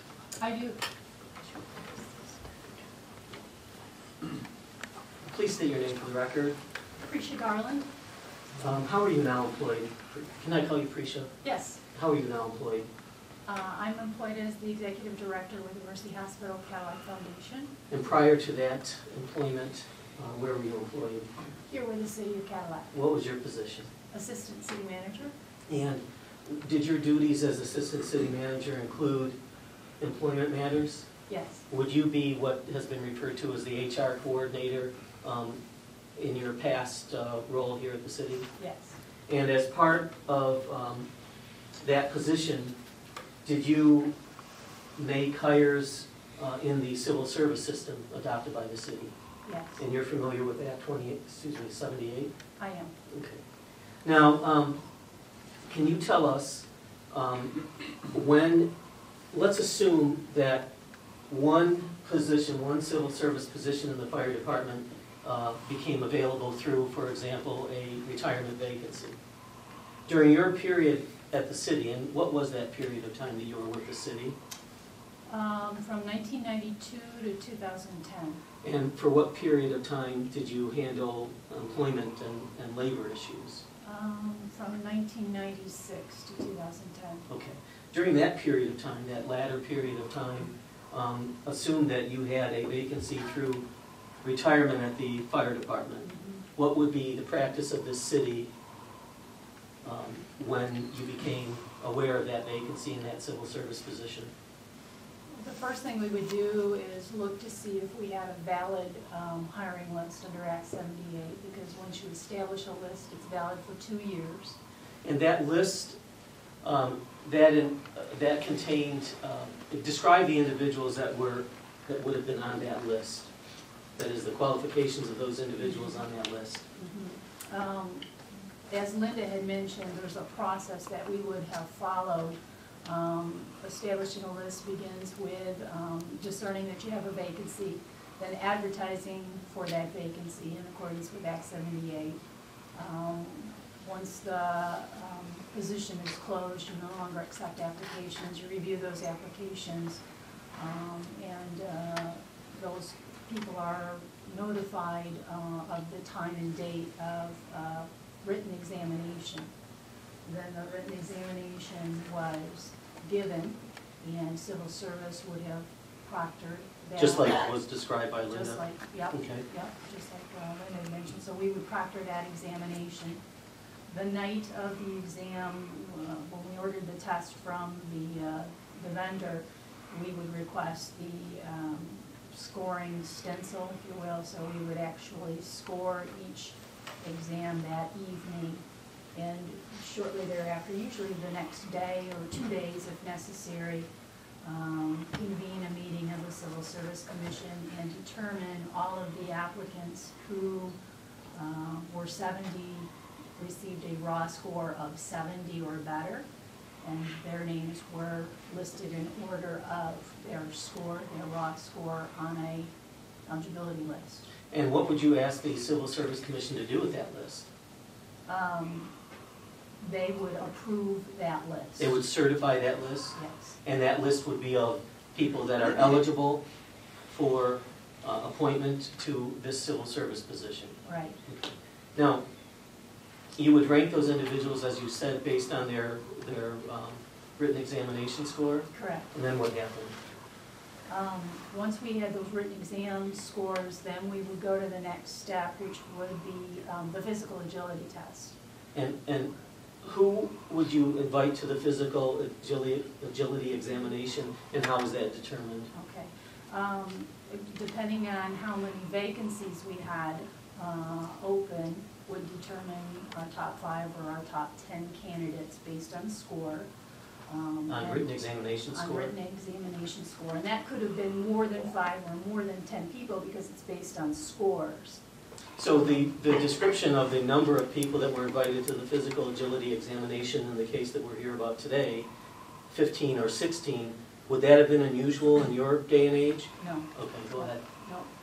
And so we would invite them, and we would send a letter notifying those candidates that they were, our top candidates, and they, in order to be further considered for the position, had to take and pass the physical agility test. Now, what we would do, because a list would be valid for 2 years in time, we would extend an invitation generally to 5 additional candidates, telling them that... Beyond the top Yes. scores? Yes. Telling them that they're not in the top group, but if they want, they could come and take that physical agility test. Why would you do that? We would do that for 2 reasons. The first would be again, that list is valid for 2 years. And so a physical agility test takes some doing to organize that and our staff's time and to set up all of the, I guess, pieces of the course, if you will, you know, the dummy carry and all of that. And so we didn't want to have to go back and do that a second time during the life of the list. So that was one reason. And the other is in the event that someone didn't pass the physical agility test. And if somebody, you mean if somebody in the top 10 scores didn't pass the physical? Right. And what would happen in that case? They're disqualified. They don't, it's a bona fide requirement of the job of firefighter to be able to perform these physical tasks. If you can't perform them, you can't be a firefighter. You're disqualified. You're disqualified. Now, assume the simplest case scenario as I posed to Linda, that you have 10 people with the top 10 scores. And you invited those 10 an additional 5, let's say there are 2 openings, and an additional 5 to take the agility examination. And 1 or more of those top 10 became ineligible because they failed or to appear or failed the actual physical agility examination. What would happen to that list at that point? Well, I don't recall that happening to us during a process. I think we had a good fortune, but I don't recall that specifically happening to us. But if they didn't show, again, the process is multiple steps, and so they would forfeit, they would be disqualified. And then would you fill that position with one of those 5 additional folks that you had take the physical agility examination? Would they move up the list? Would they move up the list?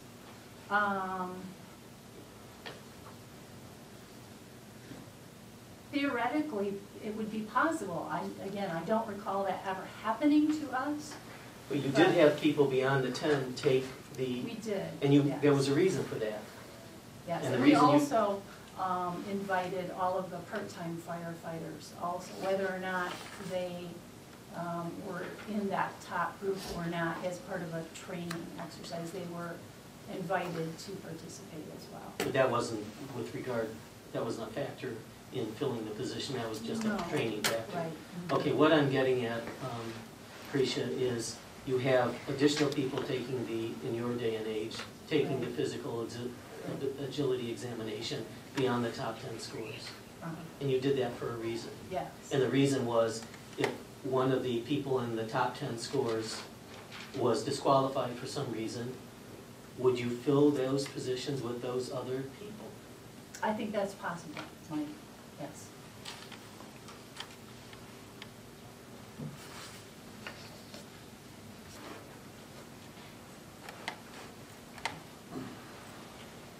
I have nothing else, thank you.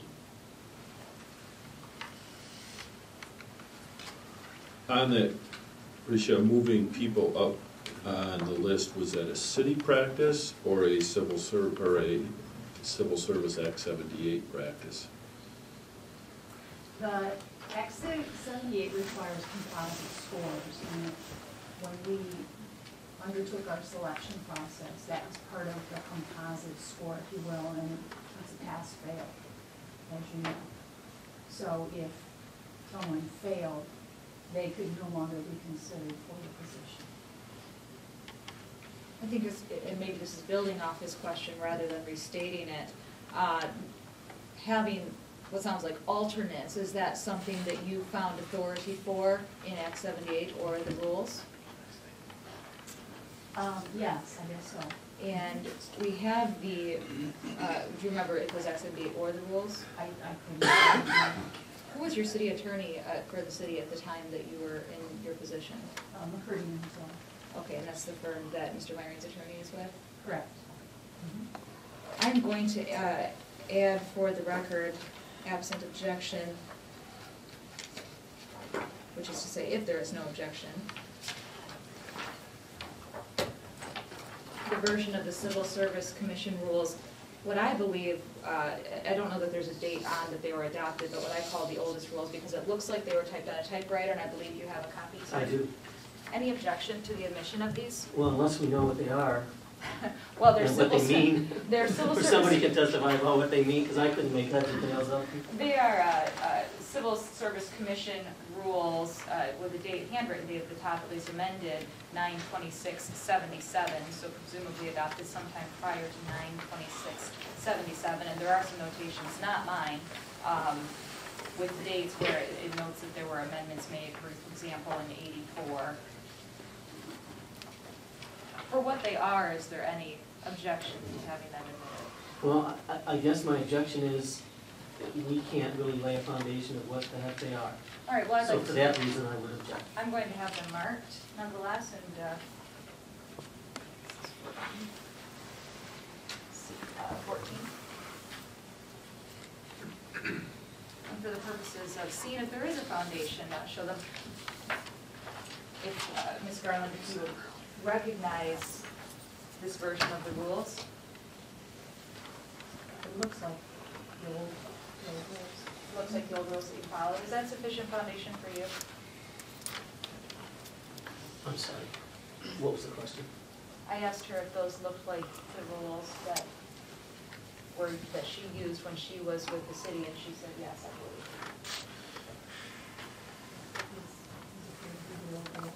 Oh, the oldest rules? Okay. And were those in effect during the time that you were in your position? Could you go to your mic, please? Oh, I'm so sorry.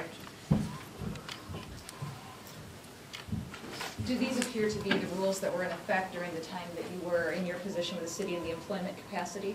Yes. All right. I realize it's been a few years since you've been in the position with the city, but do you recall where in those rules it authorizes a list of alternates who are also invited to participate? Excuse me, ma'am. The witness has the papers on the microphone and I cannot hear her. I would have to research the rules. I don't recall off the top of my head, no. Okay. No. I wanted to add too, Jack Clary was also the city's attorney for personnel matters prior to McCurdy and Phillips. And I don't recall when McCurdy and Phillips began their role for city attorney, but we did work with Jack Clary also. All right, and I don't want to go through a fruitless exercise. If I showed you Act 78, would you be able, without doing further research, as you indicated with the rules, to identify where in Act 78 it would have authorized the Civil Service Commission to have alternates? No.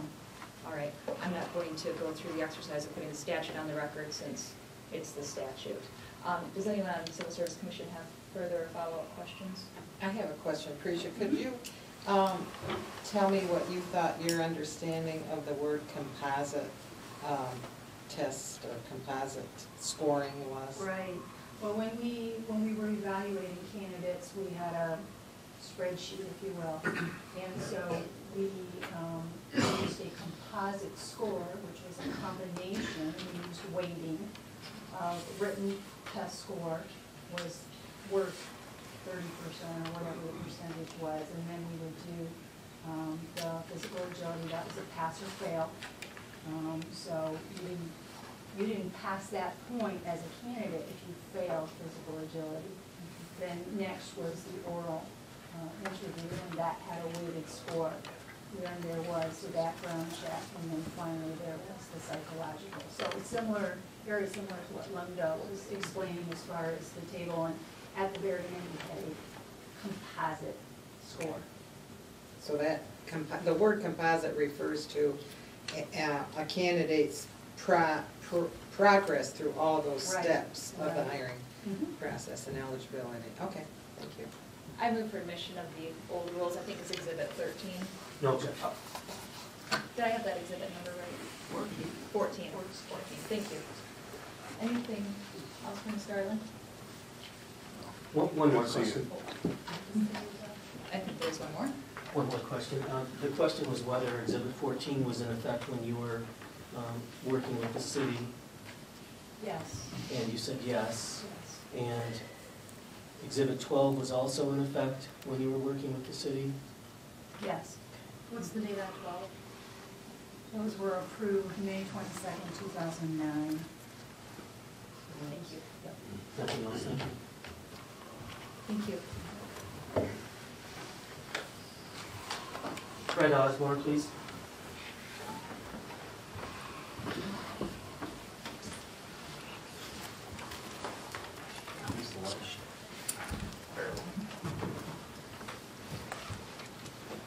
Do you solemnly swear or affirm that the testimony you're about to give will be the whole truth?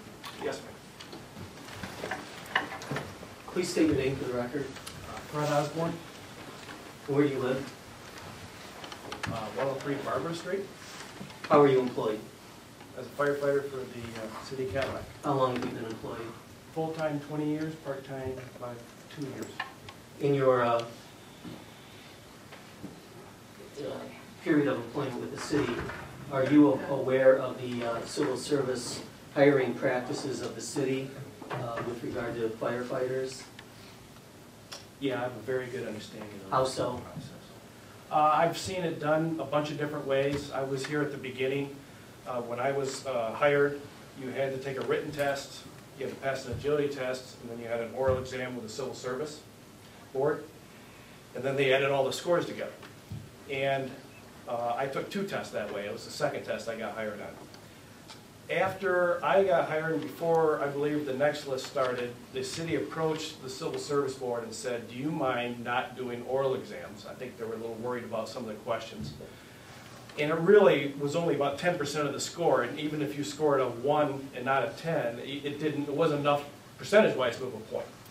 So the Civil Service agreed to let just the city do their interviews after the list was established by doing the written and the agility test. Now, So I this believe, list that you're referring to, that is a list of eligibles based on just the written examination? when I took the test, it was the written, passed the agility, oral, put the scores together, top 5, hire whoever you want, walked away. That's how it was done. After my list, and I believe the next list, they basically took a written test, passed the agility test, here's top 5, you guys do the interviews, we'll stay out of it. But it was always 5. Now, I believe what the misinterpretation here is maybe when you're taking only written scores, one part of that civil service rules was written, basically, we're only using written scores, which is really true. You're not using oral scores anymore, and that's, I think, where that started. But that civil service rule seemed to contradict itself in a few different places. And I think that's why it was written that way, is because we eliminated the oral, and it was just a poorly written sentence, I believe. In your experience, and with your experience with the city, of the list of eligible candidates that passed the written examination of 70 or more, what is your experience and understanding of what of those candidates were invited to take the agility examination? I know in 1993, when I took mine, I think everybody that passed the test, might have been 35 people, that they sent to the agility test. So in 1993, everyone that was on the eligibles list was invited to the agility examination. So. Go ahead. I think after that, they pared it down a little bit because it was such a long process trying to, it was not probably mathematically possible to get to 35, so they kind of pared that back, knowing that in the future they could have another test. So they were probably after that doing 15 or 20, knowing that if people didn't show up to the agility test, which has happened before, or failed, which has happened before, then you just move the people up. Well, yeah, in your experience, what happened in those situations where you had, let's take your number 15, Sure. that were passed on and invited to the agility examination, and someone, or 2 or 3, or in this case 5, that either didn't appear or failed the agility examination? Well, What happened? I think if you looked at all of the tests, and we do have copies of all the old tests on the list, I think Steve was number 8, and he was hired off the list. Jim was even farther down. He might have Who are been- you referring to? I'm Steve? sorry, Steve Van Dyke Okay. was hired off the list off of number 8. So obviously some people didn't show up, so they moved people up. You have a direct recollection that in those cases they moved people up? They would have had to hire number 8. You were number, can I ask him if he was number No, 8? you can't, but... Can you ask him? In my experience, he was number 8. I know Randy Normanson, I think he may have been number 8 when he got hired back in 1981 or 2. We've got Bob Keith that works for us. moved up from, he was hired in '92 when I came on part-time. My original list, I never got hired. I was like number 2 or 3 on the list. Bob Keith was outside the top 5. They hired him before they hired me, and then the list expired, and then I wrote another test. So Bob Keith was outside the list. I would say more than half the people that work at the fire department were outside the top 5, just from looking at old lists. Which means that at the time they were invited to the agility examination, they were not in the top 5 written examination scores? Is that what your testimony is? Oh, yes. Nothing else, thank you. I have a couple, Sorry, oh, sorry, before you take off, a couple Sorry. of follow-up questions. I picked up that you were hired in 1993, is that right? Yes. And then when did you take, you said you went through the process once and weren't hired. What year was that, if you recall? That was I started in February of '94. The test was written in '93. It must have been the '91, 2 years before that, was the one that Okay. I originally wrote. And it sounds like from your testimony, correct me if I'm wrong, that from 1991, when you first went through the process, over the years forward, there were a number of different ways that the testing process was done. I would say number of ways, meaning, well, the one was eliminating the civil service from the oral examination, and then 2, maybe how many people were invited to the agility test. And then I think when Prisha left and Linda came in, I think we lost a little bit of experience there, and I think she started bringing, I would say, a difference of opinion of scoring, ties and scores was done differently. But I know the last few lists we've had to move people up. But even in the early 90s, when you were talking first, it was written and agility and oral, got your top 5, hire whoever you want. Then after that, it was just written agility. You got your top 5 and then did the oral. Is that correct? Yeah, the first list that I didn't get hired on, they hired, I believe, Kevin Seahace, and then they moved from number 6 up in the top 5, and didn't leave 4. So I guess the scenario now would be if we had 5 people to choose from and 4 people didn't show up to the agility test, you would have to hire that person, which doesn't seem like it would benefit. I mean, we're the guys that have to work with these guys for 25 years and fight fire with these guys. We want the most people to choose from. Not trying to be personal about it, but 10 is better than 5, in our opinion, or I should say just my opinion. Yeah, and I understand at some point, everyone who took the written test took the agility test, and then at some point, that was no longer the process. Yeah, they trimmed off the bottom. When you scored a 70 and a bunch of people are in the 80s and 90s, there was no way you were going to get in the top 5. Now, are you aware of any time between 1991, when you first went through the process, about 1991, to 2009, of any other amendments to the Civil Service Commission rules? 2009. Because we already have on the record that there were rules in 2009. Are you aware, from your experience here, of any other rule amendments during that time period? Not off the top of my head. No, just the big one, taking the oral exam away, which I think, Do you know if that was done by an amendment to the Civil Service Commission rules, or you're just aware that there yes, was a change? it had to have been done by the rules. I think that's where that sentence came in, that you use only the written scores. And when about was that change? It was after Chris Cater, who got hired behind me. He was like number 7 on the list. Somebody withdrew before that.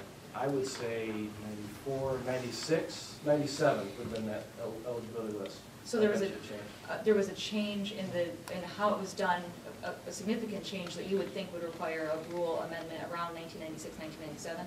I would have thought so. I have nothing further. I have another question. Oh. Fred, you actually had a pretty fair amount of contact and input with regard to the Blake Myring issue, haven't you? Yeah. Okay. Yeah, I think it was illogical the way that it was presented to us, and so I did a lot of research on my own. And did you discuss the issues with the city staff? I had a conversation with Marcus, city manager, and I asked him if we could talk to the city's attorney to see why they were changing what we've always done as far as moving people up. it didn't seem logical, and he set that up for us, and he couldn't make the meeting, I think he was gone. Linda and I and Randy Norman had a conversation with Mike Bloom. So you were part of a discussion with the city's attorney? Yes. What was said during that? Objection. It's not privileged. He's not part of the privilege. He's a city employee. It was clearly a city matter.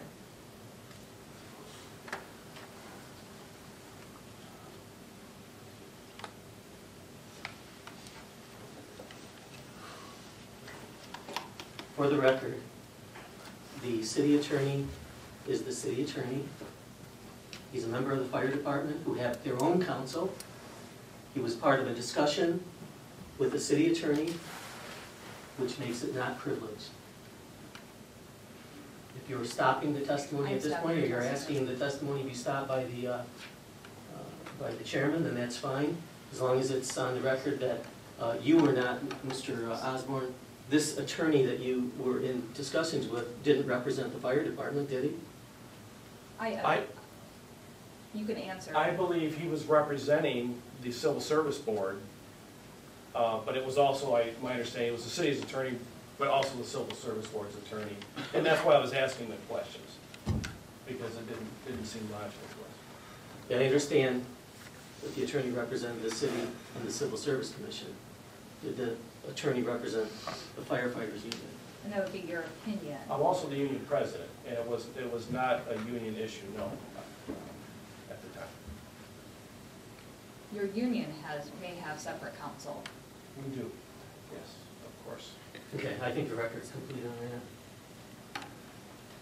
All right, I guess there's nothing else if I'm not able to pursue that line of questioning.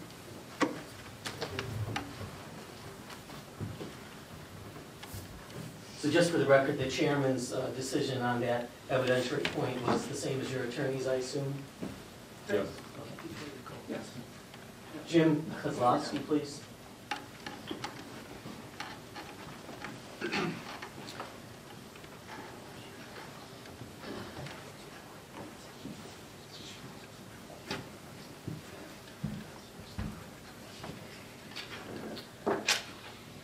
After I swear you, please spell your last name for me, okay? You solemnly swear or affirm the testimony you're about to give will be the whole truth. Yes. Thank you. So you can state and spell your last name, please. Jim Kozlowski, Kozlowski.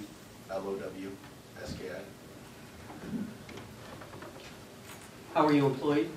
City of Cadillac Fire Department, And when did you become employed by the city? July 9th, 2012. At the time that you were hired, how many vacancies were there at the city? Not sure, but I believe one. And as a result of that vacancy, did you take a written examination? Yes. And did you become aware of your rank? I got my letter in the mail saying I was eligible because I was tied for 10th. You were an eligible employee? I got my invite to my physical agility test. Okay, so you were eligible to take the physical agility examination? Yes, One vacancy, but I believe, and you were number 10? as of the written test, yes. Okay. And you took the physical agility examination? Yes, And after that, were you invited to take the oral examination? yes, And did you? yes. And at the time that you took the oral examination, after that examination, was that examination scored? I don't know. Did you receive notification that the oral examination and the written examination were put into a composite score? I'm not sure. I went from, That was my next question. Did you change your position on that list I never as a saw it result? again. I'm not from around here, not originally, from Allen Park, so I got whatever I got in the mail. I didn't see anything posted or anything like that. Were you notified of your position, that your number 10 position changed after that oral examination? No, I was set up to take a psychological test. And ultimately hired? Not right away. my test was in 2010, Yes. I believe. I got hired after somebody else left. Okay, so your position then from 10 changed, is that, you don't know other than you got hired? Yes. You got hired from the 10th position? From my written list, yes. Okay, nothing else, thank you.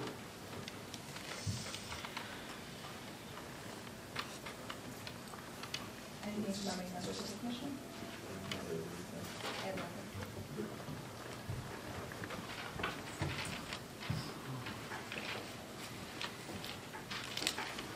Should we plow ahead? Or do we need a break? No, I think we're good. Okay. Camille Lipke, please.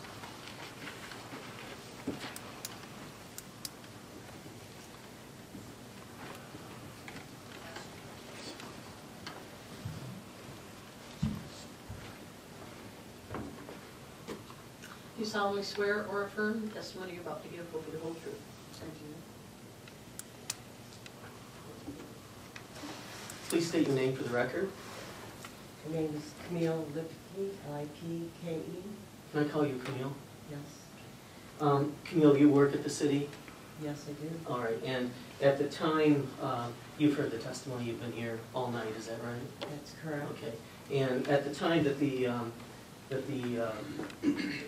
that all of this transpired in last year, you were working at the city at that time, correct? That's correct. All right, and you became aware, did you not, of something you felt was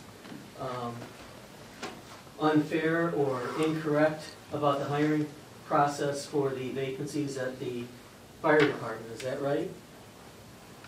I have never said anything about that. Okay, my question was, did you become aware of some problems that were alleged in the hiring process for the civil service position at the fire department? When Linda had told me that there's been a change in the list. That's the first time you heard? That's correct. So you never had any discussions with your son about the hiring process? As to, I don't understand. Okay, you understand why we're here today, right? Right, the hiring process, to my knowledge, is that the individuals take the Okay, I'm test. sorry, that, I'm gonna cut you off because we've had so much testimony about that, I'm fine with where we are. I just need to know from you whether you found out and now believe, as you sit here today, that there was a problem prior to November 13th of 2013 with the hiring process for the vacancies in the civil service positions in the fire department. You're asking me if I believe that there was an issue, a problem with how they've done their hiring process prior to November 13th? Yes, that's exactly my question. Do you have an answer? Well, yes, I guess. Okay. And how did you come to the opinion of this problem? How did you come to that opinion, that there was a problem? My understanding of the hiring process, because I have nothing to do with that, is that the civil service tests that the individuals take compile a list, and from that list of 10, based on their written scores, are then selected for the next processes. That's, Okay, where did you get that information? How did you arrive at that opinion? because that's what I was told, what the list. Who told you was. that? I don't remember who it was. You don't remember Could who have been told- Linda, could have been, you know, that's Okay. just how the process is. And even prior to this actual list that is up there now, years back, the list that would hang on the wall at the fire department would show the top 10 scores from the written test. And do you know whether more than, for example, 10 people were invited to the physical agility examination, as was the testimony from several witnesses here today? You don't know that, do you? To what? This Okay, last. let me restate this my last question that was in article. You don't know whether there were more than 10 people, for example, from that list that were invited by the city to take the physical agility examination, do you? No, I was not there, I had Okay. no process. Now, with this information, or with this opinion that you had about the mistake, if you will, in this process, what did you do? My opinion. Okay, I'm sorry if I'm not being clear. You thought there was a problem with the process. Isn't that true? Once I was told that it was being changed because of them not taking, I know where you're going with this, and no, I Well, have try to not- just answer my question and then we can go I on. think I'm she's trying- having a hard time I trying need to answer interject, because I think you're putting words in her mouth. Okay, let me just restate the question then, so it's unclear. Maybe I misunderstood your testimony. When you were notified by someone at the city, as you indicated, did you believe that there was a problem with this process? Which aspect of this process? Any You- aspect? Well, the problem that made sense is what the city now has corrected. That they needed to take from the top 10 of the list from the testing. But what I think is immaterial on the process, I have nothing to do with the process or of the list, so I don't understand what my thoughts. Do you understand my question though? I am having a very Okay. difficult time. Did you think there was a problem with this process at any You've asked her time? this question several times. I didn't hear an answer to this I think question, she's so answered it. That's, maybe you can tell me what her answer is then, and then I can go on. I think we can read back her testimony if you want to hear all the times the questions are asked. If that's how you want to play this game, I or I can just why don't rephrase the we- Why question. don't you get to where you're going with her? Okay, I asked her Vic straight up, did you ever have a problem, did you ever think there was a problem with this process? And that is a yes or no answer. I don't know what process you are referring to. You've been referring to some. Okay. Mike, what is it that you want me to say? What is it that you're looking for? Okay. You understand, let me make it clear that when I say the process, I mean the hiring process, the process that we've been talking about all night. Did you have a problem with the hiring process for the vacancies in the fire department at any time in the last year? Yes or no? I still don't understand If you don't understand that question, then that's what. fine. Well, I don't know, like, That's- what problem am I supposed to have? That's my next question. You tell me whether you have a problem, and then I'll ask you what that problem was, okay? I don't know what problem you want me to give you. I don't, I'm not testifying, I just need you to answer the question. Well, I think I did. The list, my understanding, is based on the top 10 written scores, period. If the process for continuing with the hiring of a firefighter was not followed by that, then yes, there would have been a problem. But the city addressed that and had taken care of it. Prior to the city addressing it and taking care of it, was there a problem, in your opinion? Okay, let me just ask you this. However it is you felt, whether you thought there was a problem, or didn't think there was a problem, or don't understand what problem means, who did you talk to about this issue? I didn't talk to anybody about this. So you didn't talk to anyone at the city?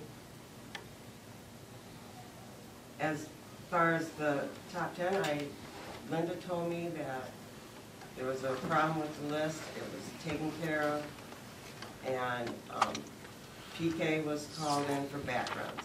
That's all I know. She just said that there was an error, and that was it. And that's the only person you talked with at the city about this issue? That I can recall. Okay. Did you talk with anyone outside of the city besides your son about this issue? Could have said something to my father. Anyone else? call. You heard about the phone call that came from the mayor on this issue? Yes, Did you talk to the mayor about this issue? no. Okay. Nothing else, thank you.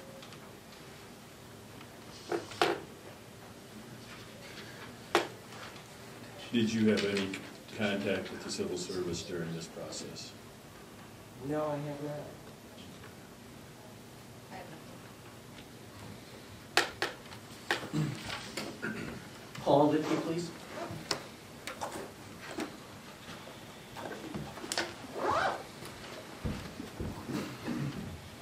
You solemnly swear or affirm the testimony you're about to give will be the whole truth? Yes, ma'am. Please state your name for the record. Paul Lipke, Where do you live, Paul? here in Cadillac. Do you prefer Paul or PK? Paul's fine.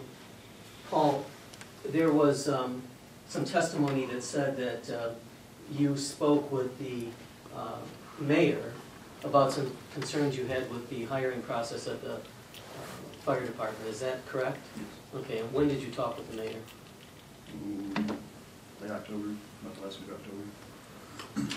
How many times did you talk to the mayor? One time. One time? Yes. Okay. Who told you to talk to the mayor? Myself. You didn't discuss that with anyone before you called the mayor? And tell me about the discussion with the mayor. I came in as a citizen of Cadillac, which I'm great to. I asked him, I feel like there was a mistake made during the civil service composite list. And asked him what should be done or what I should do or I should do nothing. And he told me he would talk to some of the staff about it and that I should come in myself also. I'm sorry? I should come in as well and talk to. He advised you to come in and talk, Yes. and he would talk to them as well? Yes, he said you'd bring it to your attention. And you told him that you were actually applying for the position that he would be calling the city about? Did he know that? I told him that I had taken the test and why else would I call him if what I'd be concerned about if I wasn't. But told Was him I that took the what- test. I'm not answering questions here tonight. Anyways, told him I took the test. Number 2, I was supposed to be top 10 taken. 15 were taken. That was my concern. He knew then that I took the test. That's the only time he knew was when I called. So when you talked to him, your concern and the reason you thought there was a mistake was because 15 people were allowed to take the agility examination? Yes, in the hiring packet, or the, I would say, the packet that tells us when the test date for the exam was, that after the exam, the top 10 only scores would be taken to the physical agility test. Mhm. And there was never any spelling out of anything in the event that there were tie scores or anything at all that they would extend the list. It just said top 10 only.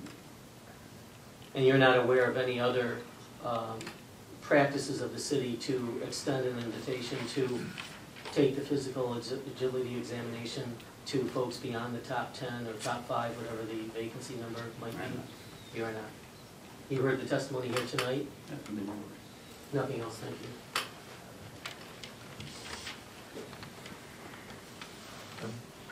Nothing.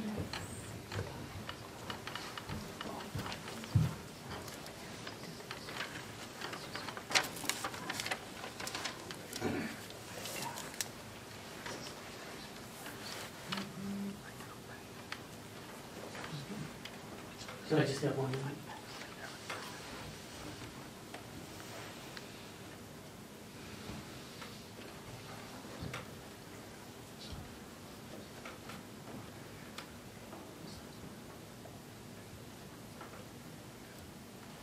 I have nothing further except for argument. All right, is there any testimony or evidence that any civil service commissioner wishes to present? I don't know. All right, I think it's appropriate then to progress to closing statement.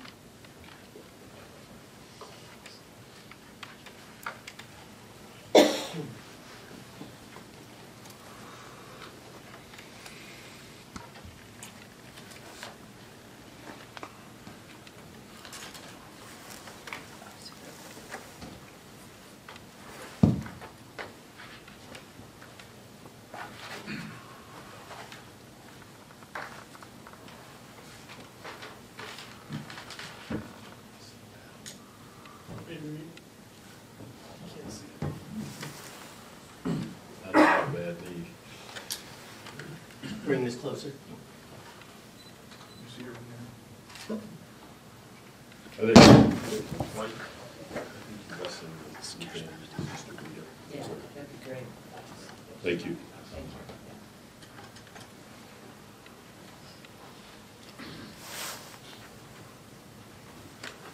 Thank you for your patience in allowing us to present what we think is really important information for you and your consideration.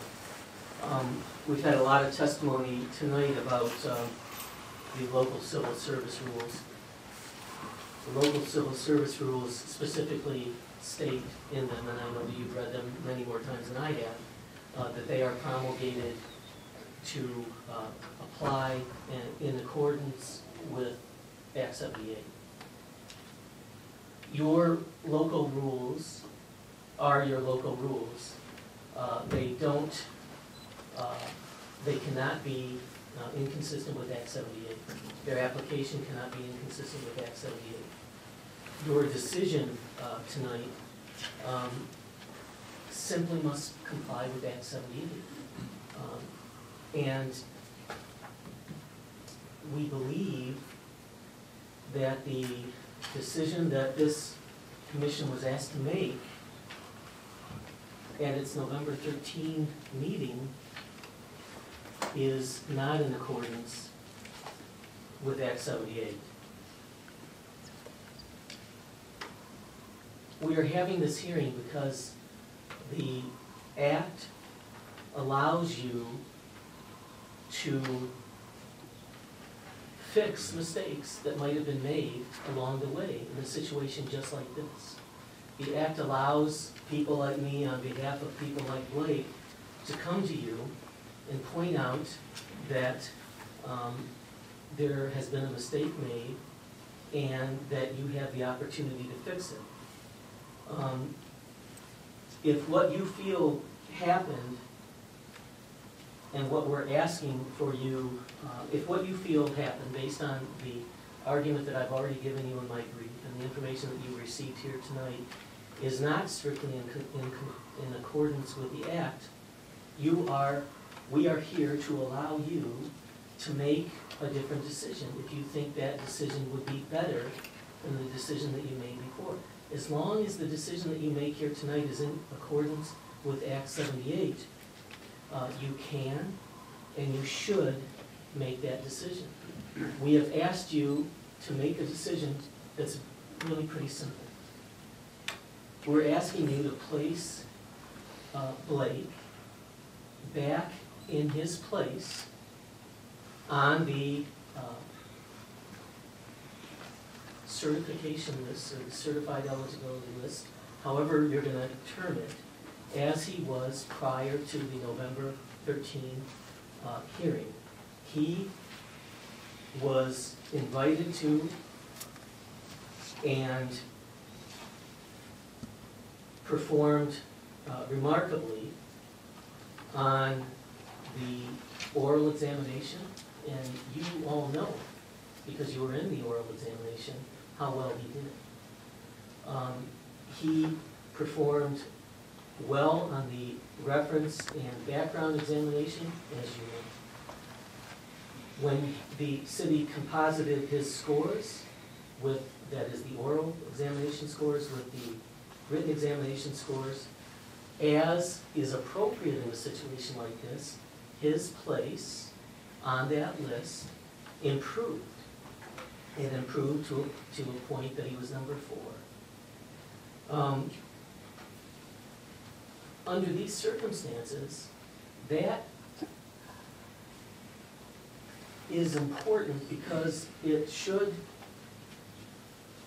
show you and illustrate to you that his performance based purely on merit and fitness is remarkable, and you should place him back on the list. He is eligible because he scored in above 70. He is eligible because he passed the physical agility examination. He is remarkable because he did very well on the oral examination, and with the composite changed places on that list to 4. We weren't able to get exactly the order of the other folks, but he improved remarkably, and the system worked exactly the way it was supposed to work. You are charged, and Act 78 tries to assure that the most meritorious and the most well-qualified applicants are hired for civil service.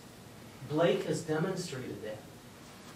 He has demonstrated that throughout a process that was well administered and, more importantly, was not a violation of Act 78.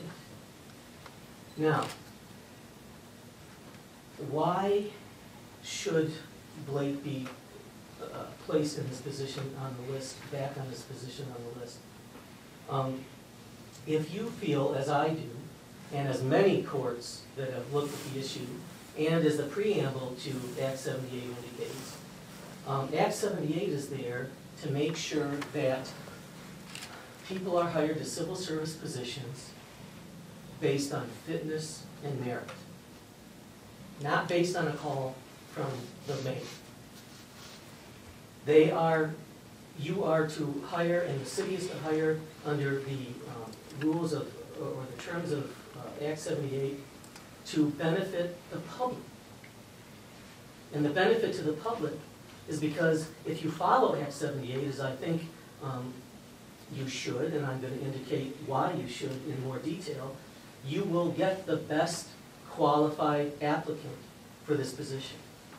If you do not reconsider your November decision, which somehow, based on that letter, which we now know with Linda Kent's testimony was inaccurate, your decision and the decision that the city asked you to make in November essentially found Blake ineligible. We know that's not true. But most importantly, he is the most qualified, or one of the most qualified for this position. If you don't revisit that decision in November, you will lose one of the most qualified applicants for this position. That doesn't make sense to me. It shouldn't make sense to you, and it certainly doesn't make sense under Act 78. Act 78 at section,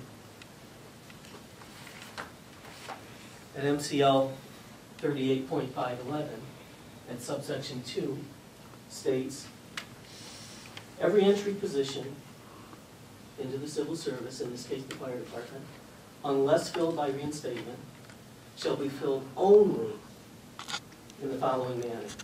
The appointing officer, that's the city, shall notify the Civil Service Commission of any vacancy in the service which he or she desires to be filled. That's the notification that you got from Marcus. And shall request a certification of eligibles. That was that first list that you certified. And that list contained all the written the applicants that took the written examination and that scored above 70. Those are the eligibles. You certified that. You certified that quite appropriately, obviously. The commission shall immediately certify from the list of eligible, let me start again. The commission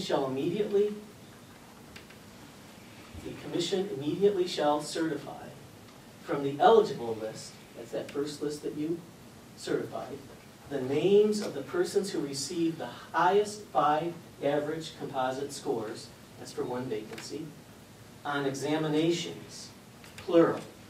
In this case, we know there was a written examination, an agility examination, an oral examination, and so on, held under the provisions of this Act. We know that examinations, as defined by the Act, is any tool that the city uses to determine who is the most fit and who is most meritorious for a position. Those include all of the examinations that we talked about here tonight. The city has not come back to you and ask for a certification of the 5 highest composite scores, or in this case, the 10 highest composite scores, because we have 2 vacancies to fill. I have no idea why the city hasn't come back to you for that. I have no idea why the city came back to you after a call from the mayor.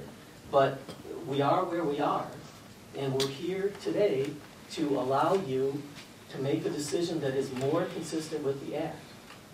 If we go on, probably the most important part of the act, when you look at the history, the appointing officer of the city, thereupon, with sole reference to the merit and fitness of the candidates, shall make the appointment from the names certified. The names that you should have certified is the top 10 using composite scores that you haven't certified because you haven't been asked to certify that yet.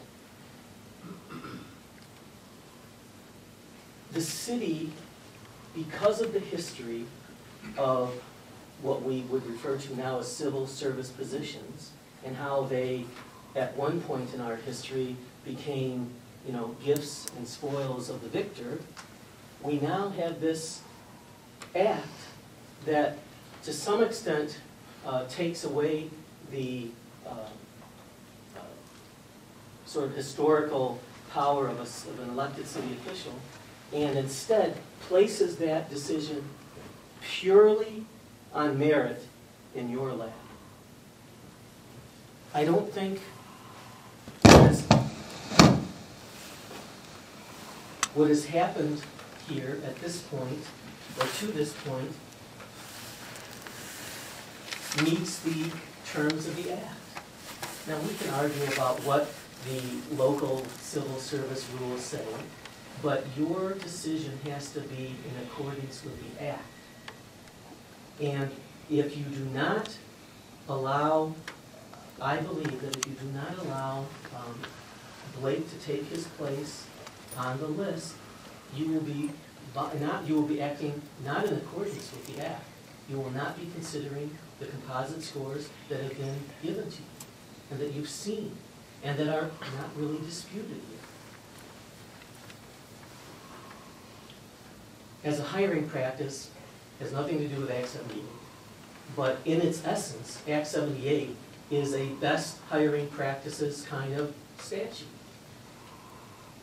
Under the best hiring practices, it makes no sense to me, in my humble opinion, not to hire from the best pool of applicants. And you've heard the testimony here today. The 10 people that are now on that list, 5 of them are ineligible. And we've thrown people off that list that are more than eligible. They are remarkable.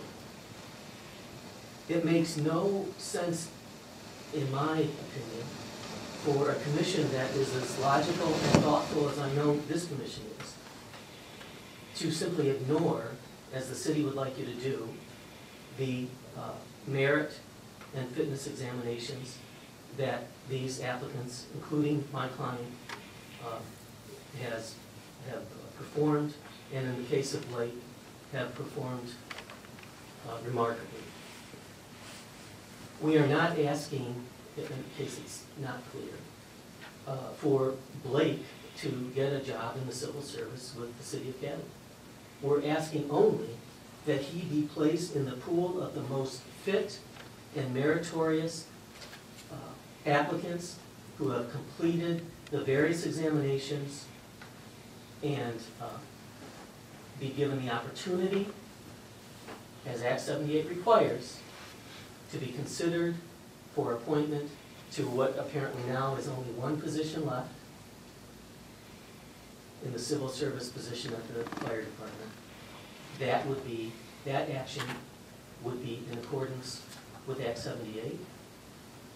An action contrary to that, I don't believe would. Again, I thank you for your time. I know it's been a long one.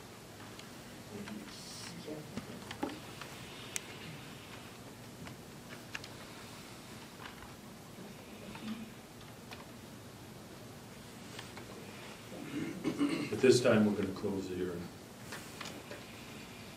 And the next item on your agenda is adjournment. And we're off now? next agenda, or thing is the adjournment. Thanks, everybody, for coming. Correct.